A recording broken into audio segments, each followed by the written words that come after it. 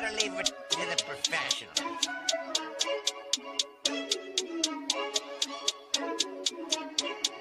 Blessed by Bundy, blah, blah, blah.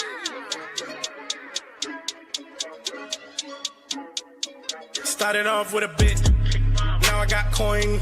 I see where y'all going. Been poppin' since Web 1, hella hoes on Web 2. I was living a dream, now I'm on Web 3. And it is what it seems, topping the pyramid schemes, I'm telling you. I'll sell you a percentage on Nebula. Shout out to Vince, he'll set it up. Surfing on the web and I'm shooting at 3. I've been goated when I got my G. I'm an alien boy from a different planet, yeah. So I got my drink, I'm riding in the 1920s Model T Ford. Call her Era Lord. Call me Levi, playing on the keys, boy. And I'm about to put my gloves on. If I said it, then I meant that. Yeah, I like that one, I'm about to get that. Crash that whip for the drumsticks, whiplash. I'm about to get them all. Are you with that? In a white boat, surrounded by blue. I want one, but I got a cop too. I wanna fly high in the sky, arms out wide, trying to soar from a bird's eye view. I'm on fire, Ricky, Bobby, cracking the pavement, Whitney, Bobby. I'm a Saki bomb, Hiroshima, Nagasaki. Bruce Wayne been a dog, and I keep it 101, cause I'm feeling kinda spotty. You sipping on some rock, and I'm sipping on octane. The only thing around my neck is the Started off with a blockchain. bit, now I got coin. I see where y'all going. Been poppin' since Web 1, hella hoes on Web 2. I was living a dream, now I'm on Web 3. And it is what it seems, topping the pyramid schemes, I'm telling you. I'll sell you a percentage on Nebula. Shout out to Vince, he'll set it up. NFT, Twitter, blockchain. Seeing with the ghosts and we ballin' like LeBron James. Crypto. We can make a trade, get the memo. The field's not falling for the FOMO. Listening to Coffee with Captain. You know we worldwide, they loco. I ain't never gonna stop rapping. Orlando, yeah, we working magic. We rocking Ethereum NFTs. I just went and caught me a half base. Man, I got a shout out Started to off with a Body. bit, now I got coin. I see where y'all going. Been poppin' since Web 1, hella hoes on Web 2. I was living a dream, now I'm on Web 3. And it is what it seems, topping the pyramid schemes, I'm telling you. I'll sell you a percentage on Nebula. Shout out to Vince, he'll set it up. Breaking the mood to choose one. Bundy got knowledge to move, son. I'm shocking the shades with my brother in suits. Yeah, them blues is coming. Even though it's hard to pick, eeny, miny, mo, soda on the mix, no biting lips, it's time to go. Index number 1, no thumbs up, you gotta scroll. Looking at the ghost in studio, it's time to go. Had a helmet on by myself until I met a mask that wanted to have a face off. So had to bring my chainsaw, full tank of gas in the bribe with my brakes off. I'm A1, but a different kind of steak sauce. GM, welcome to Coffee with Captain. I'm Cap, no co-host today, but as always, open stage here. If you'd like to join the conversation, throw in a request to come on up and we'd love to have you. Also, if you're not comfortable up on stage, just add your comments, questions in the chat down below. We will do our best to get through any questions and comments. We're also live over on Abstract and YouTube for our YouTube gang. Appreciate you over there, Mike, Osiris, Helpful Soul, Absolute Zero. If you haven't yet done so already, hit that like and subscribe. Would greatly appreciate it. Also heading into the weekend here. I know a lot of you look forward to the newsletter on Saturdays. Probably making that change to a monthly newsletter as opposed to weekly. Making some tweaks there, and just want to be respectful of your inbox and make sure that we aren't overdoing it. So stay tuned. If you don't see it this Saturday, that is the reason. We're not going anywhere, but maybe just changing it to a monthly newsletter as opposed to weekly. We'll still do our best to keep everyone up to date on any happenings if you happen to miss anything. And yeah, looking forward to it. Things are ripping, in particular hype. We may just kick things off with a daily market update. Unfortunately, I can't talk about the GOAT Wimby and him dominating the Thunder last night. He played fine, but just gross. I guess they call it basketball. Probably more reminiscent of an Oscars-worthy performance when the flopping just continues. Not just flopping and dirty play. Like I said this morning, in my 45 years on this planet, I cannot remember. I can't even think what would be close to a time where the entire sports world or fans of a particular sport were so united against something like the absolute disdain for the Thunder right now and their style of play.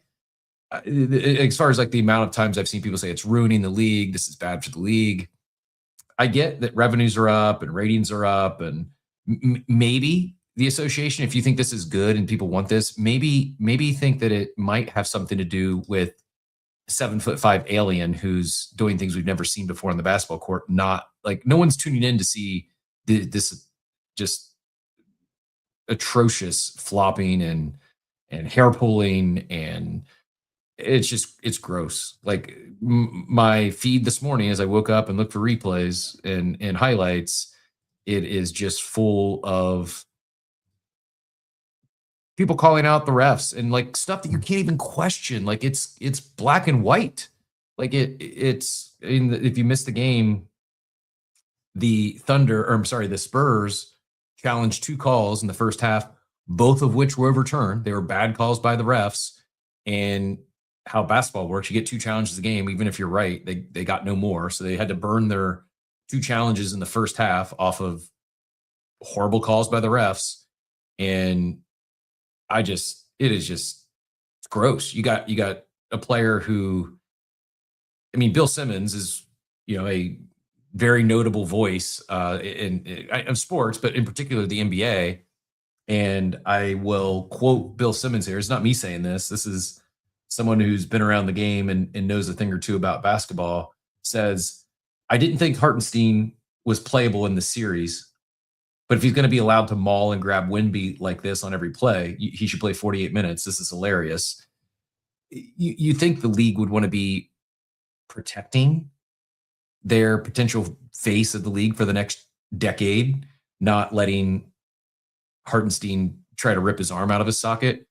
And to Payne, who says Wemby does the same and is also playing rough and aggressive, I don't know, man. I'm not seeing it. Like, yes, but at some point, like, he's also a human being. He's going to, if that's how the refs are officiating the game, he's going to play ball with how they are, with how they're playing. But I don't know. It probably is what it is, and I should probably just continue to ignore the NBA and not watch the games. But my boycott is not certainly not changing anything. Anyways, I digress. I saw Joey flew up. Joey, we'll have a few minutes of basketball talk this morning, and then I do want to get in because markets continue to cook. Not only are markets cooking, like my guys over at Modern Market, who I think are probably like of all the traders and speculators in the space, they're much more calm, cool, and collected, less emotional beings than some. Don't seem to get too high, don't seem to get too low. Although they were pretty bearish for quite a while. And I mean, giving them credit, they timed the top or pretty close to it pretty well. They played the bear pretty well. I think based on their commentary, I think they didn't react quite as quick to the market turning, which, again, extremely hard to time tops, extremely hard to time bottoms, but they've went from full bear to almost full bull in the last few weeks here. And I think it's also a sign people who were pretty bearish flipping their tone pretty starkly. I think it's a from people who are intellectuals, they pay attention to this stuff. They're obviously dialed in, and it's not just people like myself who slide towards like the perma optimists and perma bull.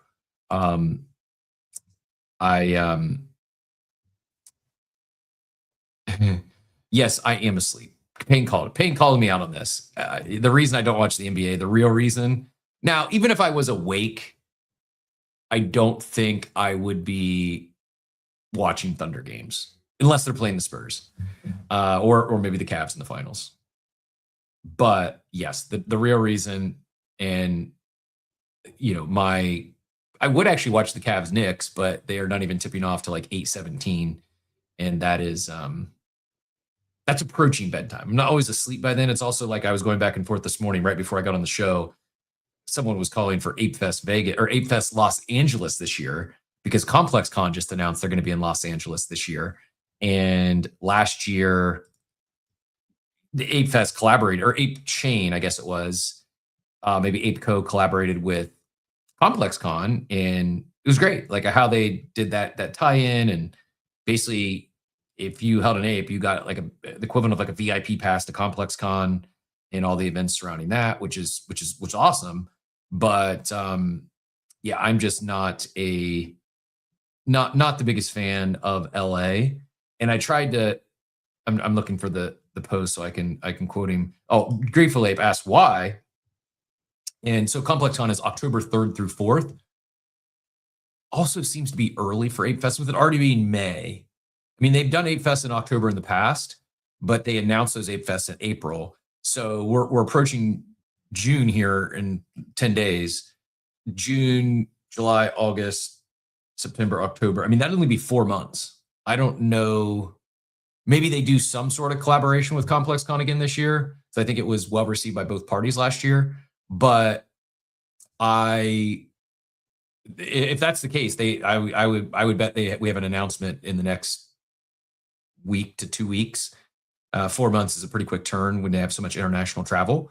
And so yeah, I don't think it'll be in Los Angeles. But my whole point being, and then we'll go to Joey here, was I said, oh man, I hope not.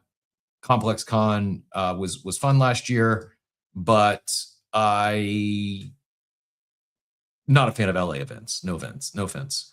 Grateful Ape asks why. So my response was more expensive than Miami and New York, worse traffic than Miami, more challenging than both for side events. And in my opinion, just my opinion, I've done events in all 3 cities, and just my least favorite is, even though I'm not a fan of Vegas works better for events than does LA. And then selfishly, as someone who gets up daily at 4 a.m. Eastern time, that West Coast time is just brutal. Like my normal bedtime is between 5 and 6 p.m. Pacific Coast time.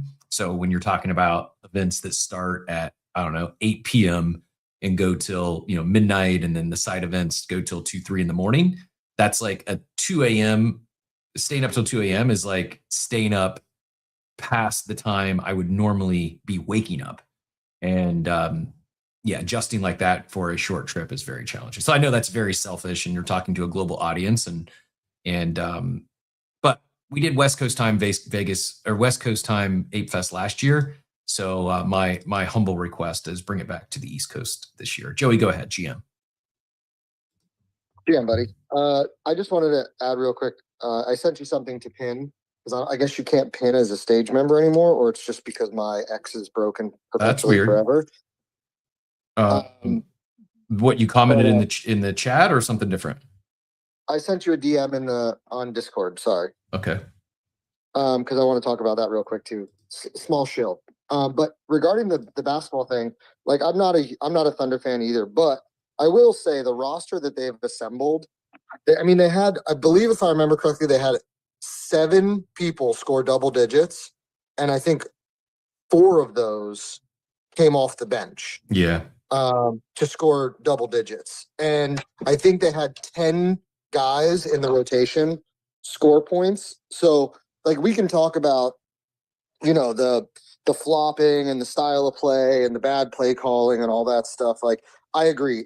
The NBA has become a huge turnoff with the traveling, the double dribbles, the way that the game has become an ISO only kind of game, and like all that stuff. Like I'm definitely not a fan. But when you look at the roster that they've assembled, the fact that they could have, 7 people score at least 10 points, and 4 came off the bench, it's pretty impressive.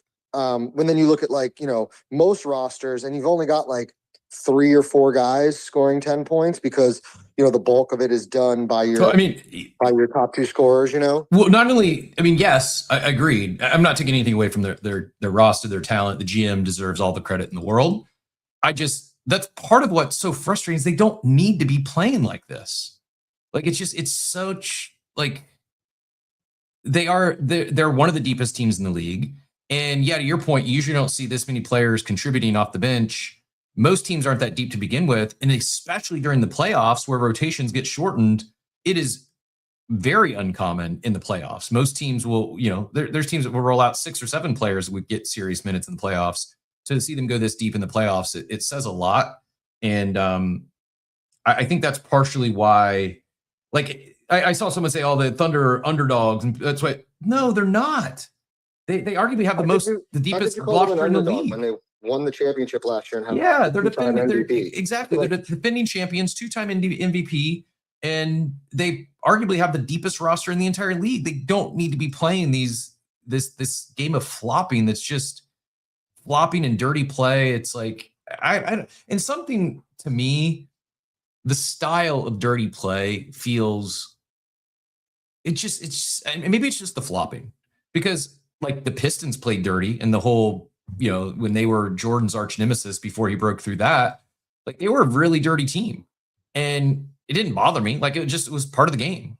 It's also partially funny when people like saw Jordan played against plumbers and garbage men. Man, they may have been taking like pipes to his shins and straight up swings at him back. Like the game was very. It was a different game. It was very different. It was like on par with this Thunder Spurs series minus the flopping. Like people flew like that because they were actually getting leveled, not because it was an act. And I saw the Wemby elbow. Like, whatever. Like I actually don't take issue with aggressive play and emotions coming out and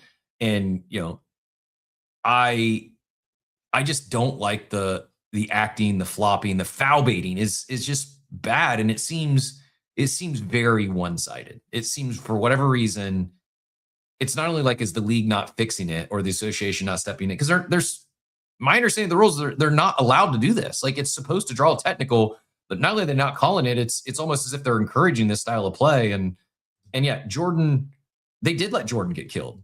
Like this is like, not only did Jordan not flop, like I'm old enough to remember, like people used to give LeBron a hard time for flopping, but we were talking about Harden. Harden will do it selectively, but like the Thunder are so. There's clips like every single point SGA scored last night, every single shot he flopped on. Like it's just so absurd, and it's gotten to a level where no one ever talks about even Harden or LeBron flopping anymore because nothing compares to what we're seeing from the Thunder. It's the game is very different now. Like there's, I can't remember the last time and even like Jokic, who does post up, he doesn't really post up on the low block, like they post up on the elbow or they post up on the block extended because it's all about spacing and, the 3-pointer. And like, it's a different game from where, you had Shaq who would post up on the low block and just body the shit out of you. Like the way the game is played today is they want the wide open, free flowing 120, 130 point games where scoring 100 points in the NBA used to be a huge milestone. Like if you scored 100, you knew you were going to win that game because the way the defense was played and the style of basketball that was played. So once they moved to like, this 3-pointer wide open up and down, it became less physical and way more foul calling than before. But anyways, that was only my take, is that it sucks because they did assemble such a good roster of talented guys, and it's overshadowed by all the other stuff. And I dropped my phone in the pancakes when you were talking. But anyways, you know what? You would appreciate every Sunday we do protein pancakes. I'll get the recipe and send it to you. I think you would appreciate and enjoy them. I'm making Kodiak pancakes right now. So think of like homemade Kodiak pancakes, better than Kodiak, but using like just whey protein. And SGA is not the GOAT. Definitely not the GOAT. That's for sure. I'm making at-home McGriddles. I'm making pancakes with sausage and syrup with eggs. Sounds good. Like at-home McGriddles. Yeah, Sundays we do protein pancakes and crepes. And I was never a crepe fan, but I don't know if I've had anything that she cooks that I don't like. Chicken. She does every once in a while. She do like a chicken soup with the chicken in the bone. I just don't like anything on the bone. But that's just me. I'm weird. It's the best way though, because the bones flavor the broth. I know. And like that's why she does it. But I don't like I don't like working for my food. I don't like eating things off the bone. It doesn't just fall off the bone though. Once it's It like in the does. soup. No, it does. Bones gross me out. That's funny. Wait, can I quick chill? Yeah, go for it. I did pin that up top. Go ahead and give it some love before you go into like the market and stuff like that. So for those of you that are BZ enjoyers, season 2 of Points Vault kicks off next week. The first Points Vault, I believe, sold out in like 10 minutes, maybe less. So we've reloaded the vault with over $50,000 worth of items again. I would suggest getting vault key status, as that's your early entry into the Points Vault. How do we do and that? As you can tell, go ahead. How do we get vault key status? Yep. So you can earn vault key status in one of 3 ways. So if you've played the claw, children. Cue the vacuum cleaner clip. Yeah. If you've played the claw for 14 straight days, because as you guys know, we introduced our quests, and quests are a way to earn additional points. So if you've played the claw for 14 straight days, you will automatically earn vault key status. You have to have played for 14 straight days before Monday morning. So if you're not there yet, you still have a few days to get to number 14.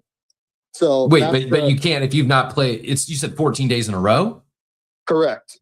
So we're rewarding the users that show up every day with vault key status. So if you've played for 14 straight days, all you have to do is one claw pull. Yeah, but if you've not played 14 straight days, we're gonna. I think I'm getting baited into doing a daily coffee with Captain at this point. So if you've played for 14 straight days, so now let me say this too though, is that the entry into Points Vault is not changes from like, it's not going to be fixed, right? So like every time we have Points Vault doesn't mean that like a 14-day streak will get you access. Like the first time we did the Points Vault, we gave access to the top 10 all time. Or if you did 10 platinum claw pulls or 20 gold claw pulls during the week leading up, you also earned vault key status. So if you have not played the claw for 14 straight days, you can still get vault key status by playing 20 gold claws over the next 4 days. Does it start? When does it start? Today or it started this entire yesterday? season? Okay. And you have to have completed. You have to complete all of the. So all of the information is in our Discord because it's a long announcement. But you have to complete your 14-day streak by May 24th at 10 a.m. So you have to finish your 14-day streak by May 24th at 10 a.m. or have done 10 platinum pulls or 20 gold pulls by that same time. If you do that, you earn the vault key status, which gets you early entry into the vault. And again, last time everything only lasted 10 minutes. So you're gonna, if you want access to the vault, you're gonna want to have vault key status. It's gonna be the same 10,000 points to pull something out of the vault. And it ranges from, last time we had over $10,000 slab. We have another huge slab in there. I'm not going to say what it is yet because I don't believe you seized it yet. But we have another big slab. We have some smaller slabs. We have some medium tier slabs. We have some amazing sealed product that I personally sourced and is on its way to the vault. Then we also have free claw pulls, discount codes, like all kinds of stuff that you can get out of the Points Vault for those 10,000 points. Very cool. I love it. And have a little bit of FOMO for not doing more daily claw pulls to be participating because the vault, I think, treated some people pretty well last time. So GG's to everyone who has secured or will be securing that. And I assume, is it safe to assume we'd be running back season 3 when this one concludes? Yes, that I don't know, right? Like this is not like a set schedule. We actually are some little alpha. We are in the process of expanding the what do we call it? Like the utility for points. So outside of Points Vault, there will be some potentially other opportunities to use your points for things. And then in addition to that, don't forget we have our quest system where you can earn points by checking in, by doing a daily claw pull, by having a claw pull streak, right? There's all these opportunities and ways for you to earn points outside of just the play the claw, marketplace, et cetera, et cetera. I have very loud children this morning, and they're all going to get in trouble for yelling. No, don't get them in trouble. It's all good. They don't know you're on space. That's why we got mute buttons here. We're good. This is well, yeah, I'll be following along. I love to see it. I appreciate how BZ is moving with points, and I think this is one thing where a lot of people in a lot of crypto builders get wrong is they think that the only thing they can do with points is TGE allocation, and that's one thing, but it's not the only thing. There's a lot you can do with points, and there's a lot you can do with rewards and incentive rewards, loyalty rewards, etc. It doesn't just have to be points. So keeping it all consistent with the points conversation, and my favorite Frenchman, Wimby, talking about the French and points both together, we're going to do a professional segue here right into Fantasy Top, which is sunsetting. Fantasy Top just announced that after 2 years of operation, they will be shutting down at the end of June. What started as an experiment around attention markets and social finance, I'm quoting the Fantasy Top post now, became one of the most viral and engaging consumer crypto applications in the space. We're incredibly proud of what we achieved. Over 20 million distributed to players and 3.2 million to heroes. One of the earliest large-scale SocialFi products. Multiple new gameplay and attention market experiments pushed on chain, fully self-funded. 86% of players ending P&L positive or neutral. At the same time, the long-term economics of the TCG model ultimately showed their limits, similar to previous consumer crypto products in the space. Top Shot, So Rare. They mentioned trading volume was not sufficient to sustainably support long-term operations. I call BS on that. After you've built the product, what operational budget do you need? And I don't know, maybe they just burnt through their entire treasury, but the hard part is getting to this point. Sustaining, I don't buy it. Anyways, over the past year, we've explored multiple adjacent products and iterations across social vertical prediction markets, mind share tracking, social graph betting, lighter gameplay loops, and more. Despite strong experimentation, iteration speed, none reached durable market fit. We're also deeply grateful to our investors for their trust and support through this journey. All investors will be reimbursed $1 for every dollar invested.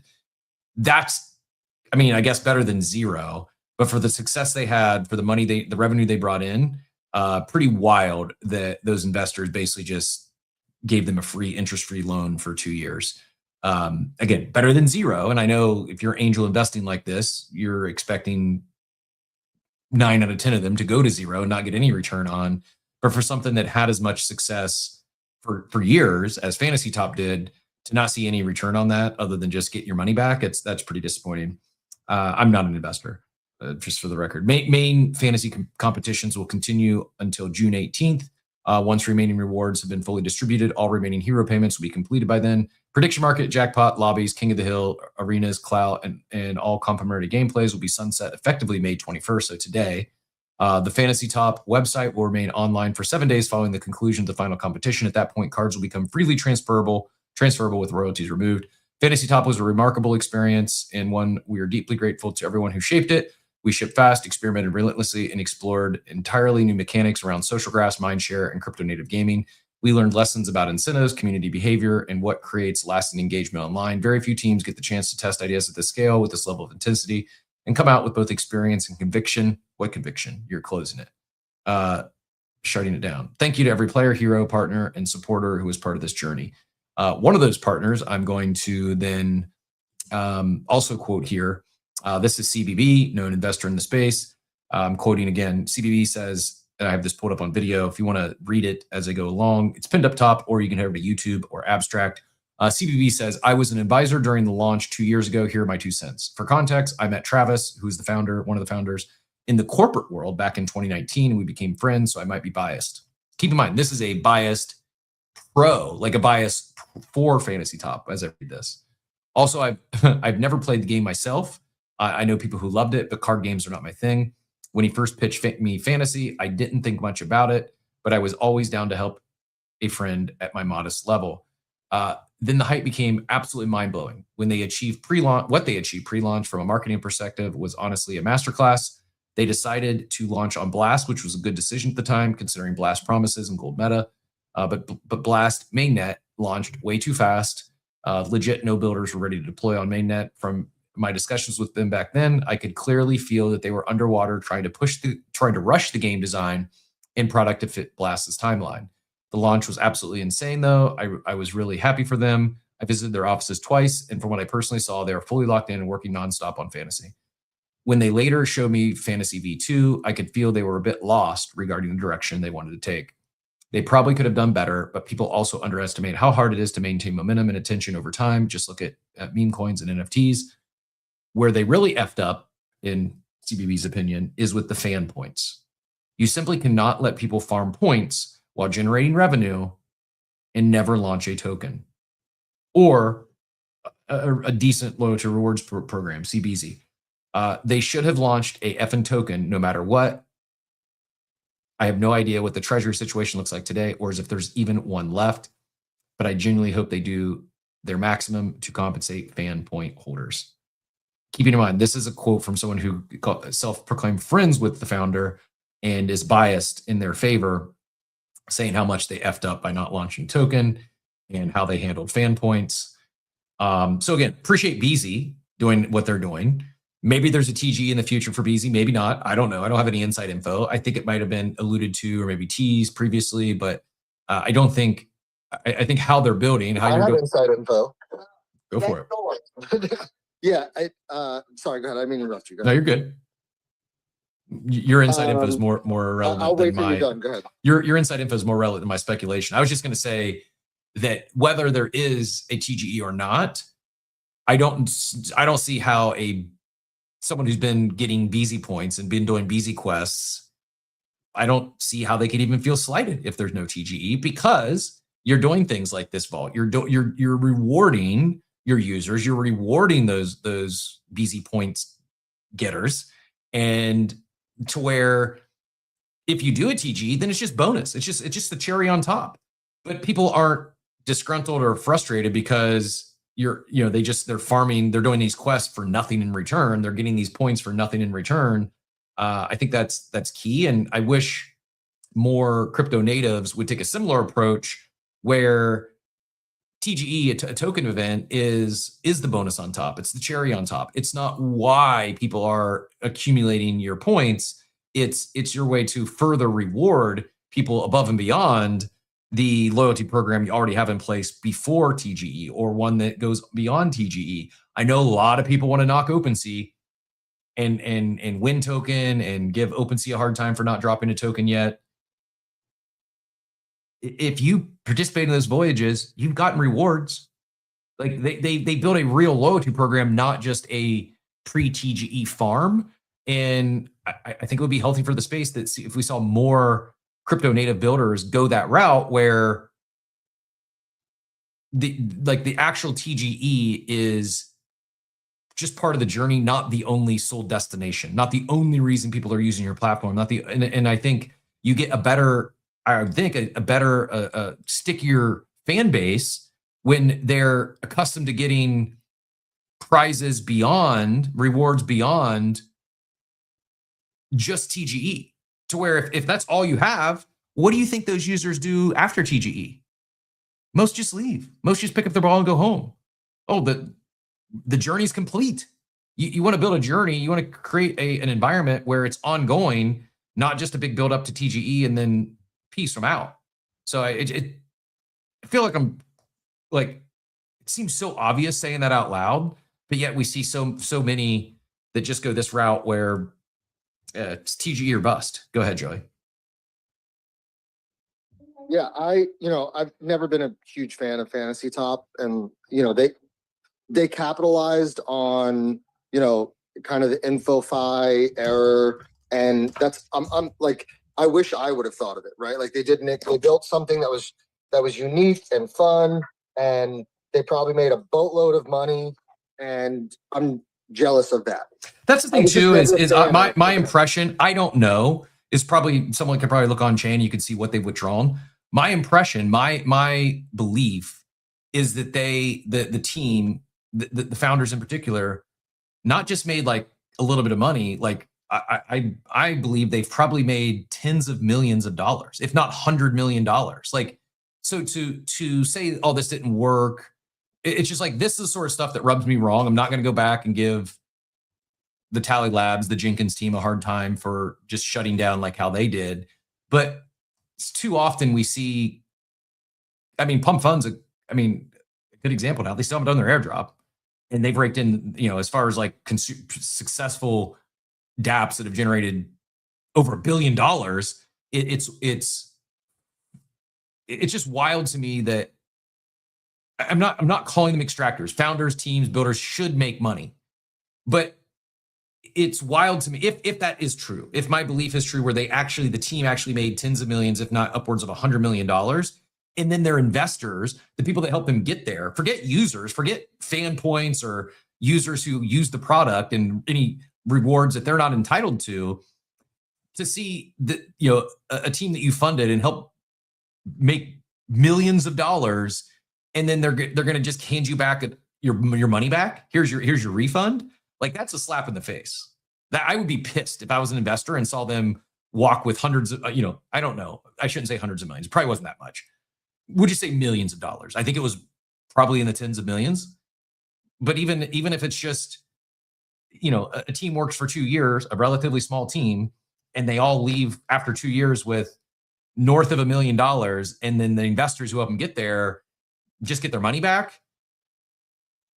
I don't know, man. I was brought up to operate a different way, and I always made sure my founders got made whole before I ever made a dime, beyond anything that was agreed to. Like when both my startups, I never even paid myself. I knew my market value. I walked from a very cushy, every time I've been in corporate America, my life, it's been a nice 6-figure income.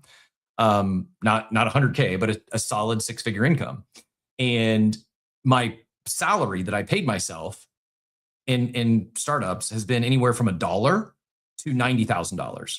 I never even paid myself more than $100,000 a year. And knowing that I was worth far more than that if I just went and got a job somewhere, I just wanted to, this is what I like. What did I need? What do I need to pay my bills? And that's what I did. And I was never, and maybe the joke's on me. Maybe I should have been greedier and pocketed more money for myself. But I always wanted to make sure that my investors not only got made whole and got their money back, but actually made money. And, they did that. I'm grateful that I was able to show nice returns and turn small investments into decent returns. And to me, that just seems like karma. Like I'm a lifelong entrepreneur. I plan to do this again. And maybe crypto is so warped that because they had so much momentum and grabbed such attention in the space, 6 months, a year from now, the same team's probably going to launch another project, probably going to have no trouble raising funds, even though their investors didn't make a dime. That's just, to me, that's what's part of what's broken in crypto is, we talk so much about alignment and, winning together and not, again, especially when it comes to your investors. If you don't, like, I know the users aren't entitled to anything. And if you get a big TGE, 4 or 5, 6-figure TGE or, airdrop at a TGE, that should just be, it should just be a bonus. It should not be an expectation. But to treat your investors like that, again, I don't know. I've not seen their books. I've not seen their treasury. I don't know. I probably should have done some more on-chain digging. I just saw CBB's post here in real time right before the show, so I haven't had any time to do any digging. Maybe my read is just really wrong, and they had some crazy 7-figure a month burn, and the team made no money. Maybe they just paid themselves $90,000 a year. I'd bet a large sum of money that that's not the case, and that they actually were able to pull out millions of dollars a piece and then just give their investors their money back. Go ahead, Joey. Yeah, I mean, I don't know their books either, but I know what we've been building for 3 years at BZ and what it took for us to get to where we are, to continue to build, to continue to do things. And I would wager Fantasy Top raised / generated multiples more than what we have at BZ. And I guess that's why I'm so hard on a lot of these founders that do, you know, shut the doors, go out of business, quit, whatever you want to call it, because like I see what it has taken, like the grind, the commitment to be in this space for 3 years trying to build a business, and we're still here and we're still finding ways to survive and reward users and be innovative and build things. Like a lot of stuff we do goes under the radar. Like we've had an issue with people botting our claw machines when they reach a certain value, where this doesn't happen on other platforms, because on other platforms they don't allow their gotcha machines to have like an absorbent amount of value, right? Like our 250 claw, as an example, typically launches around $275 in value. Sometimes it goes all the way up to $300, and then people have built scripts and bots and whatever you want to call it to go after, right? They're like, oh shoot, the EV is so high, like I need to, like, this is my chance to like win. We've been building and now implemented ways to combat that, because our biggest users, who are manual users, don't like, they get mad about the experience, right? And like all of this costs time and money, and we're not stopping. So, and I'm not trying to compare, right? Like I'm not saying that like we're better or anything like that. Like it's hard. It is really hard being an entrepreneur, but it is a little frustrating when you hear about companies, to your point, that have raised as much as they've raised and generated as much as they've generated, and they're just shutting their doors instead of finding another way or innovating. Or, and again, I was never a fan. I never thought it would last Fantasy Top. Like the idea of like, it was really cool when it launched because InfoFi was so massive, and this was kind of like, you know, they turned InfoFi into a PvP game. I didn't think it would be something, and I'm pretty sure Steve was pretty outspoken about how he didn't think that model would last very long either. And I apologize if I'm misquoting him, but just the idea that they couldn't figure out something else to do with all of that money to keep the company going is just kind of crazy to me. Well, I think, and this is part of where I have a gripe or take issue, or I don't want to call crypto teams, and it's not all. I'm not trying to stereotype all, but I feel some are soft. And I just, maybe I'm a boomer entrepreneur or something, and I've built differently or I think differently. But Mario agrees, that's how you should do it. I feel a lot like a lot of teams, as soon as things get tough, as soon as they lose attention, as soon as there's a new shiny toy and it gets hard, they just, this didn't work. We're just gonna sunset this and move on. We're gonna give you something else. There's nothing illegal about that. They're entitled to that. And I think I'd probably feel different if when they decided to do that their investors had already realized some gains, that they had delivered everything they said they were going to from a roadmap standpoint to their supporters, whether it be holders of tokens or NFTs or whatever the case may be. And I don't know, you just, it's seemingly a lot throw in the towel just as soon as things get tough. And I'm not saying Fantasy Top did that. To their point, you heard me read it off. They did a lot of experiments beyond just their original game. And maybe they are just truly out of money. I have based on the volume that they did and the revenues they generated, the money they brought in, I have a hard time believing that. We got I mean, how would they be out of?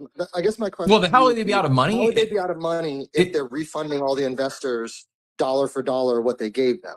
Well, that's one thing. It's like hey, we're gonna shut things down now so we can actually return our investors' money instead of just remaining in a cash burn for the next year or two and then not having anything to show for them because we don't see a path toward profitability. Let's just say, hypothetically speaking, do we know how much they raised? But let's say, hypothetically speaking, they raised $10 million, right? And now they're shutting the doors and saying like, hey, we don't want to touch the 10 million our investors gave us because then we don't want to be in investor, debt or whatever you want to call it. But those investors invested that money, and there's someone smarter than me in the war room that doesn't talk to me anymore that would tell you that most of those investors after so many months write that shit off anyway, right? So like if they raised $10 million and now they're going to return that $10 million, wouldn't you try to do something with that $10 million to survive, to change, to build, to like, why would you just throw in the towel and say, instead of you losing the investors' money? So Simon, to me, that's like a lack of confidence kind of thing, right? 100%. It's like we're giving up. Like we've got 5 million in presumably, this is, I'm reading from Simon here. Simon, I think also an investor in BZ, if I'm not mistaken, or at least a supporter. But Simon says, very sad to see this. Fantasy Top shutting down after printing millions over millions in fees early on, and then raising close to 5 million from Dragonfly and others. It seems like they burned through most of it without delivering anything meaningful. Today's product is barely different from what went live 2 years ago and generated massive hype at launch. This product had so much potential if it had just been properly iterated on, and the initial distribution and mindshare had been leveraged the right way. But just like with FriendTech, fast, easy money completely blinded the founders who did nothing but rest on their get-rich-quick success. Once again, the perfect example of how incredibly important it is to back the right founders. It's not enough to find those who are brilliant and can ship great things. There are so many more character traits that are indispensable for sustaining long-term success. It's a shame a lot of people got burnt who trusted them, but this team definitely wasn't it. Simon's awesome, by the way. Yeah, anything Simon says, I would listen to. He's so smart and so tapped in. Part of that is we were subconsciously brainwashed as kids, though, just to do whatever Simon says.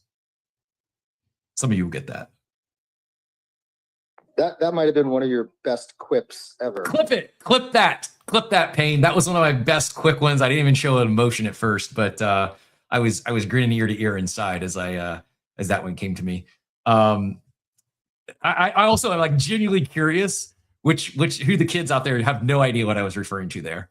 Because there's definitely going to be some people who have never played that game and have no clue what I'm talking about, and that it completely did not land. But I know a few of you there got as much joy out of that as I did. Most of them probably have no idea had never seen what red light, green light was until they watched the show on Netflix. What was that show on Netflix? Squid Games. They probably had no idea what that game was, so they watched Squid Games. Yeah, no, for sure.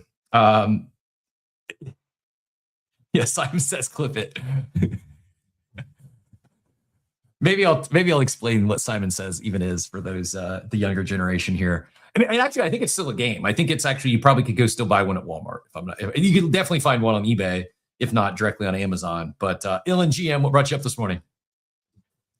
Yo, GM, I am of that generation, bro. So that definitely landed on this end. I think what we're talking about is obviously very, very important as far as airing out, the space's sort of take on this, and to ensure that people integrate the details into how they move. I mean, I think that the importance of this sort of network of people that you're tapped into is the ability to have that sort of hive mind where everyone sort of, takes all the information that they have at their fingertips, mulls it around, in spaces like this, and really fine tunes the truth of the matter as best as we possibly can.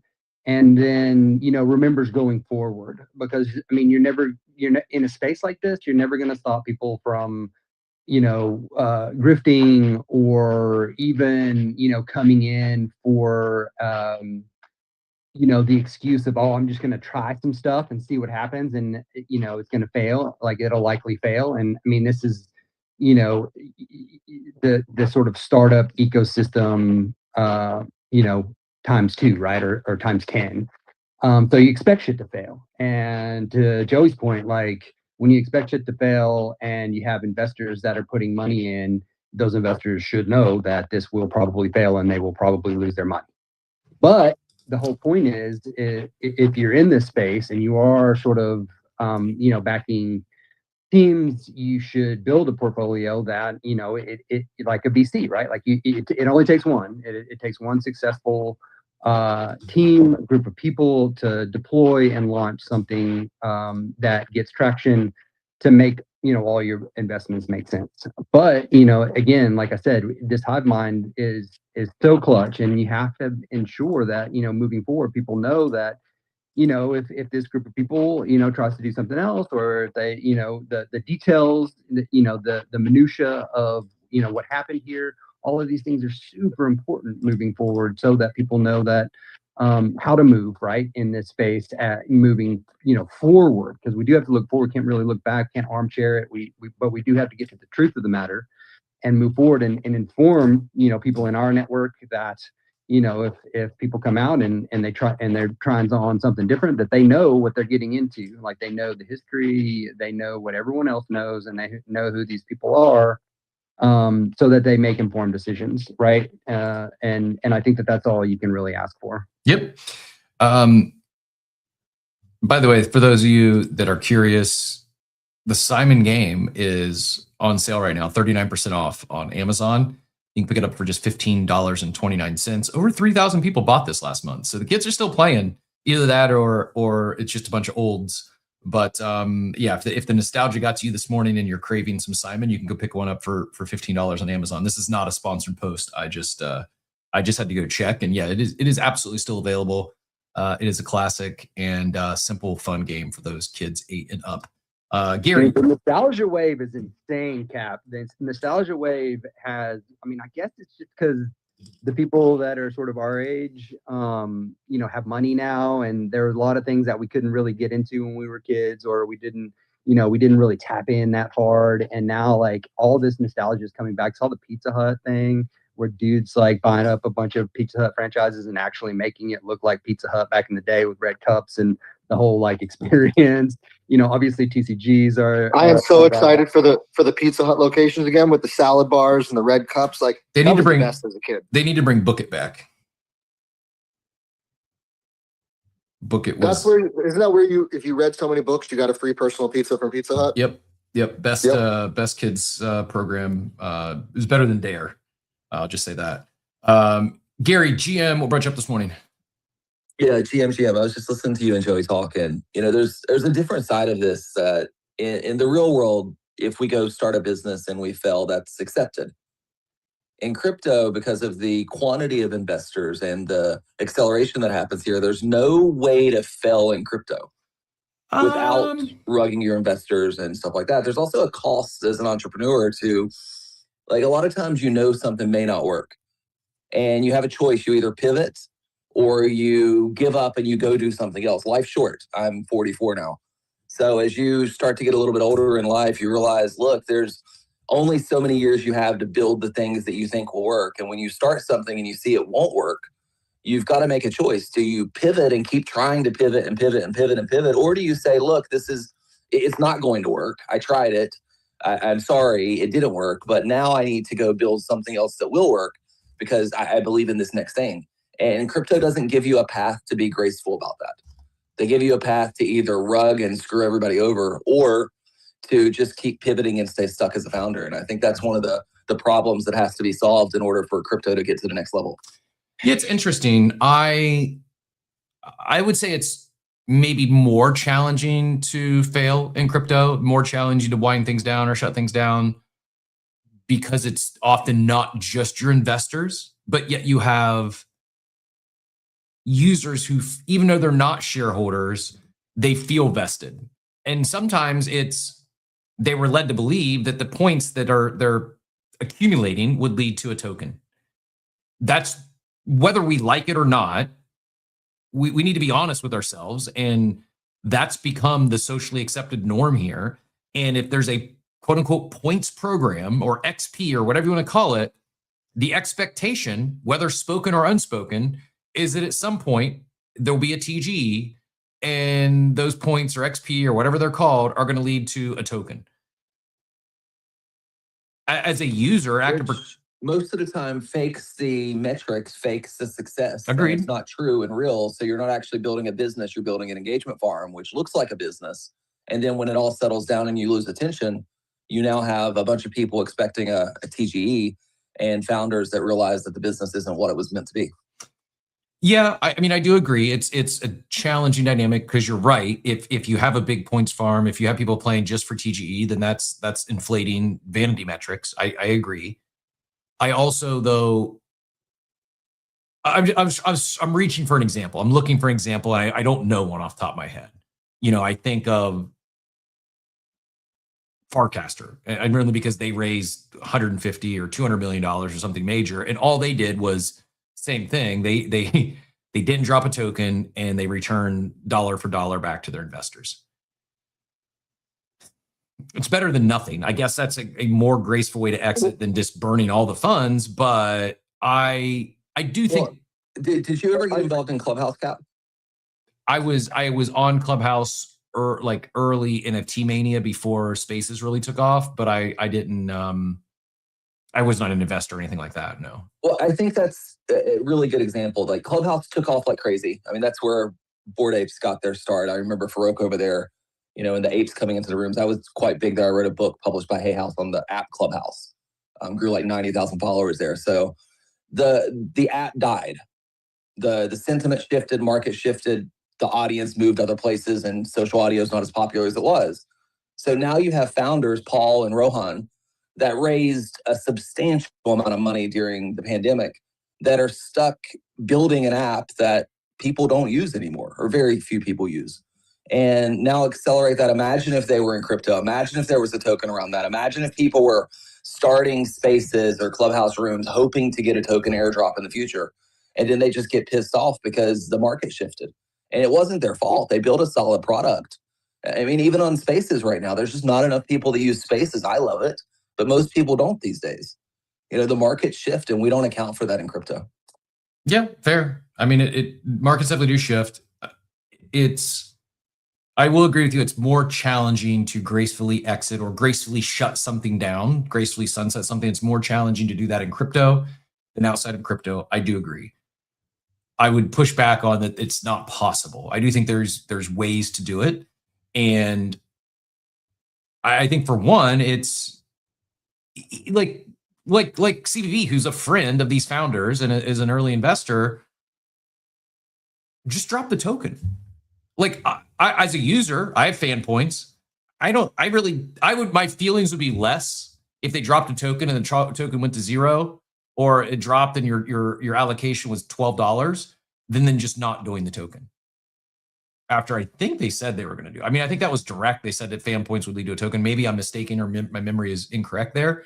But I think that's where I don't want to necessarily give grace, is when teams say they're going to do something, they use something to drive attention, to drive those vanity metrics, to drive volume, and then don't reward the people who did that at all. Like, it's not about the dollar amount of the reward. It's just do what you said you were going to do before you shut things down, before you wind things down. I see Joe's coming up. I'm really curious to get Joe's take on this. Joe's an experienced investor and knows a lot about how this world moves. And I am curious to get his thoughts. We'll go back to Joey for a quick response, and then we'll get Joe in here. Joe, I'm very curious. Thanks for joining us today. Always a pleasure. But Joey, go ahead, quick response, and we'll get Joe in here. I guess the part that confuses me about the whole fantasy top thing is, like, why introduce a point system if you're never going to figure out what to do with the points, right? Like, to your point, it's you said you'd remember them saying the points were going to become a token at some point. I wasn't involved, so I don't know. But like, that's the part that kind of confuses me, is why go through the trouble of creating a point system, which takes time and effort and money, right? Like, you have to figure out like the specifics of like every action that you do is worth a specific amount of points to make sure that the points don't become so exorbitant that there's like no value to the points. Like, why go through all of that trouble, but then there's nothing to do with the points? And that's where we are with BZ, is like, how do we give people something to do with their points outside of waiting for a token? And that's how we created Points Vault. And then that's why we're creating some other things that are coming soon, right? Like, we want people to have an opportunity to utilize those points. And I guess that's why that confuses me about the whole point. Well, my simplest answer on the launch these points and just didn't do anything. Well, my simplest answer on the why is it drives more utilization. It drives more users. You'll have people that'll farm those points because they think it's going to lead to something. And so it's going to drive vanity metrics, going to help raise that $5 million round and drive more fees. That's the why. Is that right or wrong? Doesn't seem great, but Joe, GM, always a pleasure. Is there a way, I mean, take this wherever you'd like. My first question for you, is there a way to gracefully shut down or sunset a brand, a protocol, a business in crypto? What say you, GM? No, there is not. But it doesn't really matter because none of these companies have an exit. There's nothing that's going to happen next. So once you lose the momentum, you don't have anything that's left, right? And so, like, I think there's a conflation of what an investor is here, right? Because if you're at a big shop, you're not using your own money. You're using your LP's money, and the VC is going to make their money in other ways. It doesn't even really have much to do with the equity, because most companies, crypto or not, are never going to get to an IPO. Many are never going to get to an acquisition. They're going to do a thing and then they're going to go away, but nobody pays attention to that because they're not using that product. Here, a lot of the guys who are investing are not actual VCs. They made a bag and now they're putting their money on the street and they're finding asymmetric returns, but that's how come everything turns into a token. And they're not investing in product, they're investing in attention. And so once the attention goes away, there's nothing left. So I think it's like, don't confuse product building or company building with attention building. And crypto specifically is an attention economy. It's not a product economy. And so if you're going to go build a company, then you actually have to have a company to build. So when you see like Warpcast, Farcast, whatever, I forget the parent company over there, but they're not actually giving back $180 million. Most of that money never shipped to them, right? If you go and like do the math on most portfolios and the funds, like the funds give out more money than they actually raised because most of the money doesn't actually ever, not most, some of the money never actually goes to the teams. It's just a number. It's a number on the board. Tranches, or they got to hit milestones. Like in this example, I don't know the specifics, but Farcaster, quote unquote, raised 180 million. There's a world where they only got 18 million of that. They actually saw the rest. They just never hit the milestones to get the remainder of the raise, right? And they made a lot of money for base because whether people were using it or not, you know, when he was announcing numbers, I think our analysis, they had like less than 10,000 actives, but they had 120,000 users. And all those were being written to the chain. And this was at a point early in Base's history when Jesse and the team were expecting them to do, I think, somewhere around 40 million in sequencer fees. And they did 380 million in sequencer fees. And nobody was complaining, right? And so that, like you have to understand who you're actually making money for, and you have to actually understand who is your customer and who's your client, and companies don't bill for customers in crypto. So what you might and go so ahead. that's my opinion. Wh- And wh- I would just say on points, like points only exist in crypto as a driver for attention.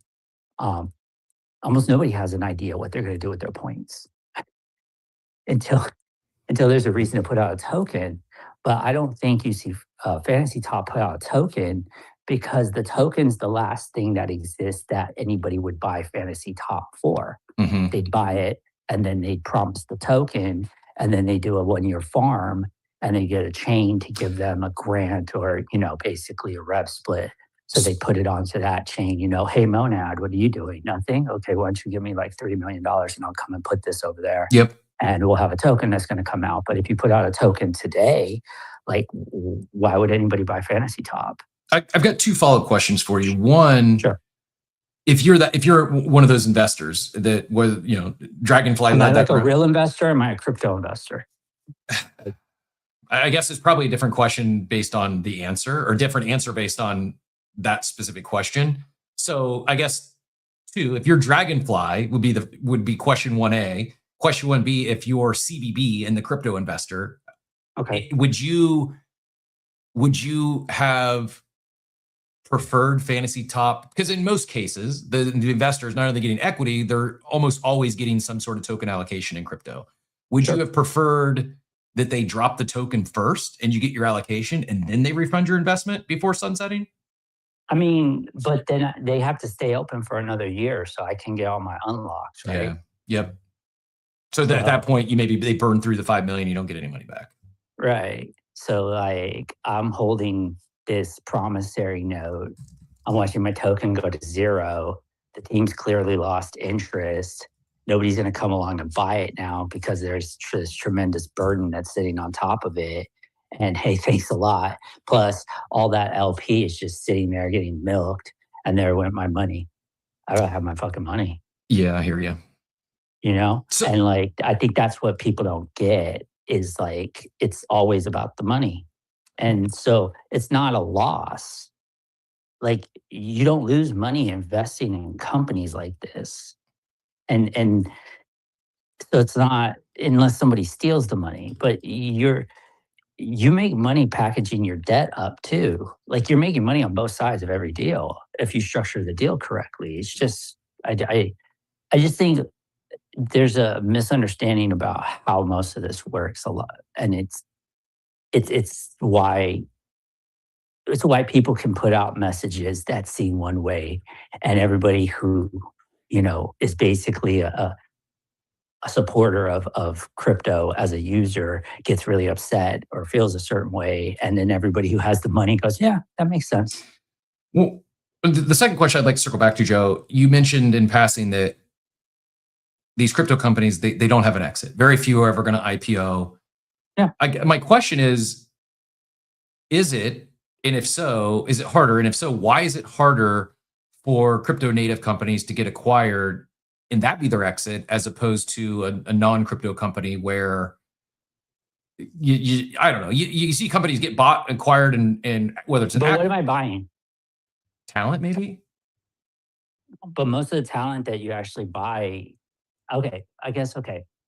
Like, give me an example of something that could get bought, right? Like, I think the best acquisition in the NFT side of crypto is probably Yuga buying Moonbirds, right? Because it wasn't for the talent. I'm sorry, they didn't need AKA Stevie. But they did need the treasury, right? The Yep. treasury was a nice bridge round. Yep. And they gave Kevin what? Some equity. Like, On my understanding was on the I think he was an 2021 advisor on the board for like 12 hours. Yeah, in my understanding, the equity you gave him was at the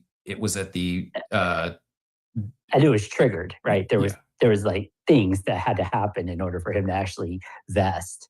So they got that, and really they solved his problem because he wanted out, Yeah. and they got his money. And then they were able to help Spencer take that over later. And everybody moves on in life. But like, what are you acquiring? Like, I don't know any talent outside of engineers here who I'd want to acquire.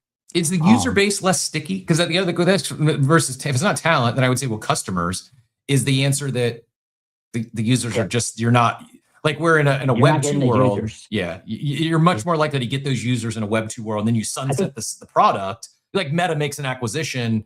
It seems like 90% of their acquisitions, they end up sunsetting the product, but somewhere it somehow makes sense for them to do that, whether it is talent or sometimes you're buying it for talent. Sometimes you're buying it because you think somebody else might be wanting to buy it. Sometimes you're buying it because you have so much money, you have to buy things. Like, I mean, like seriously, like sometimes you just have to buy things. Like sometimes you're buying it for patents that people don't realize. Like a lot of these acquisitions are happening because somebody has a filing in place and they're like take us, right? Like if somebody was going to buy one of our entities right now, nobody would understand why it's being bought because they don't understand what the hell we're doing.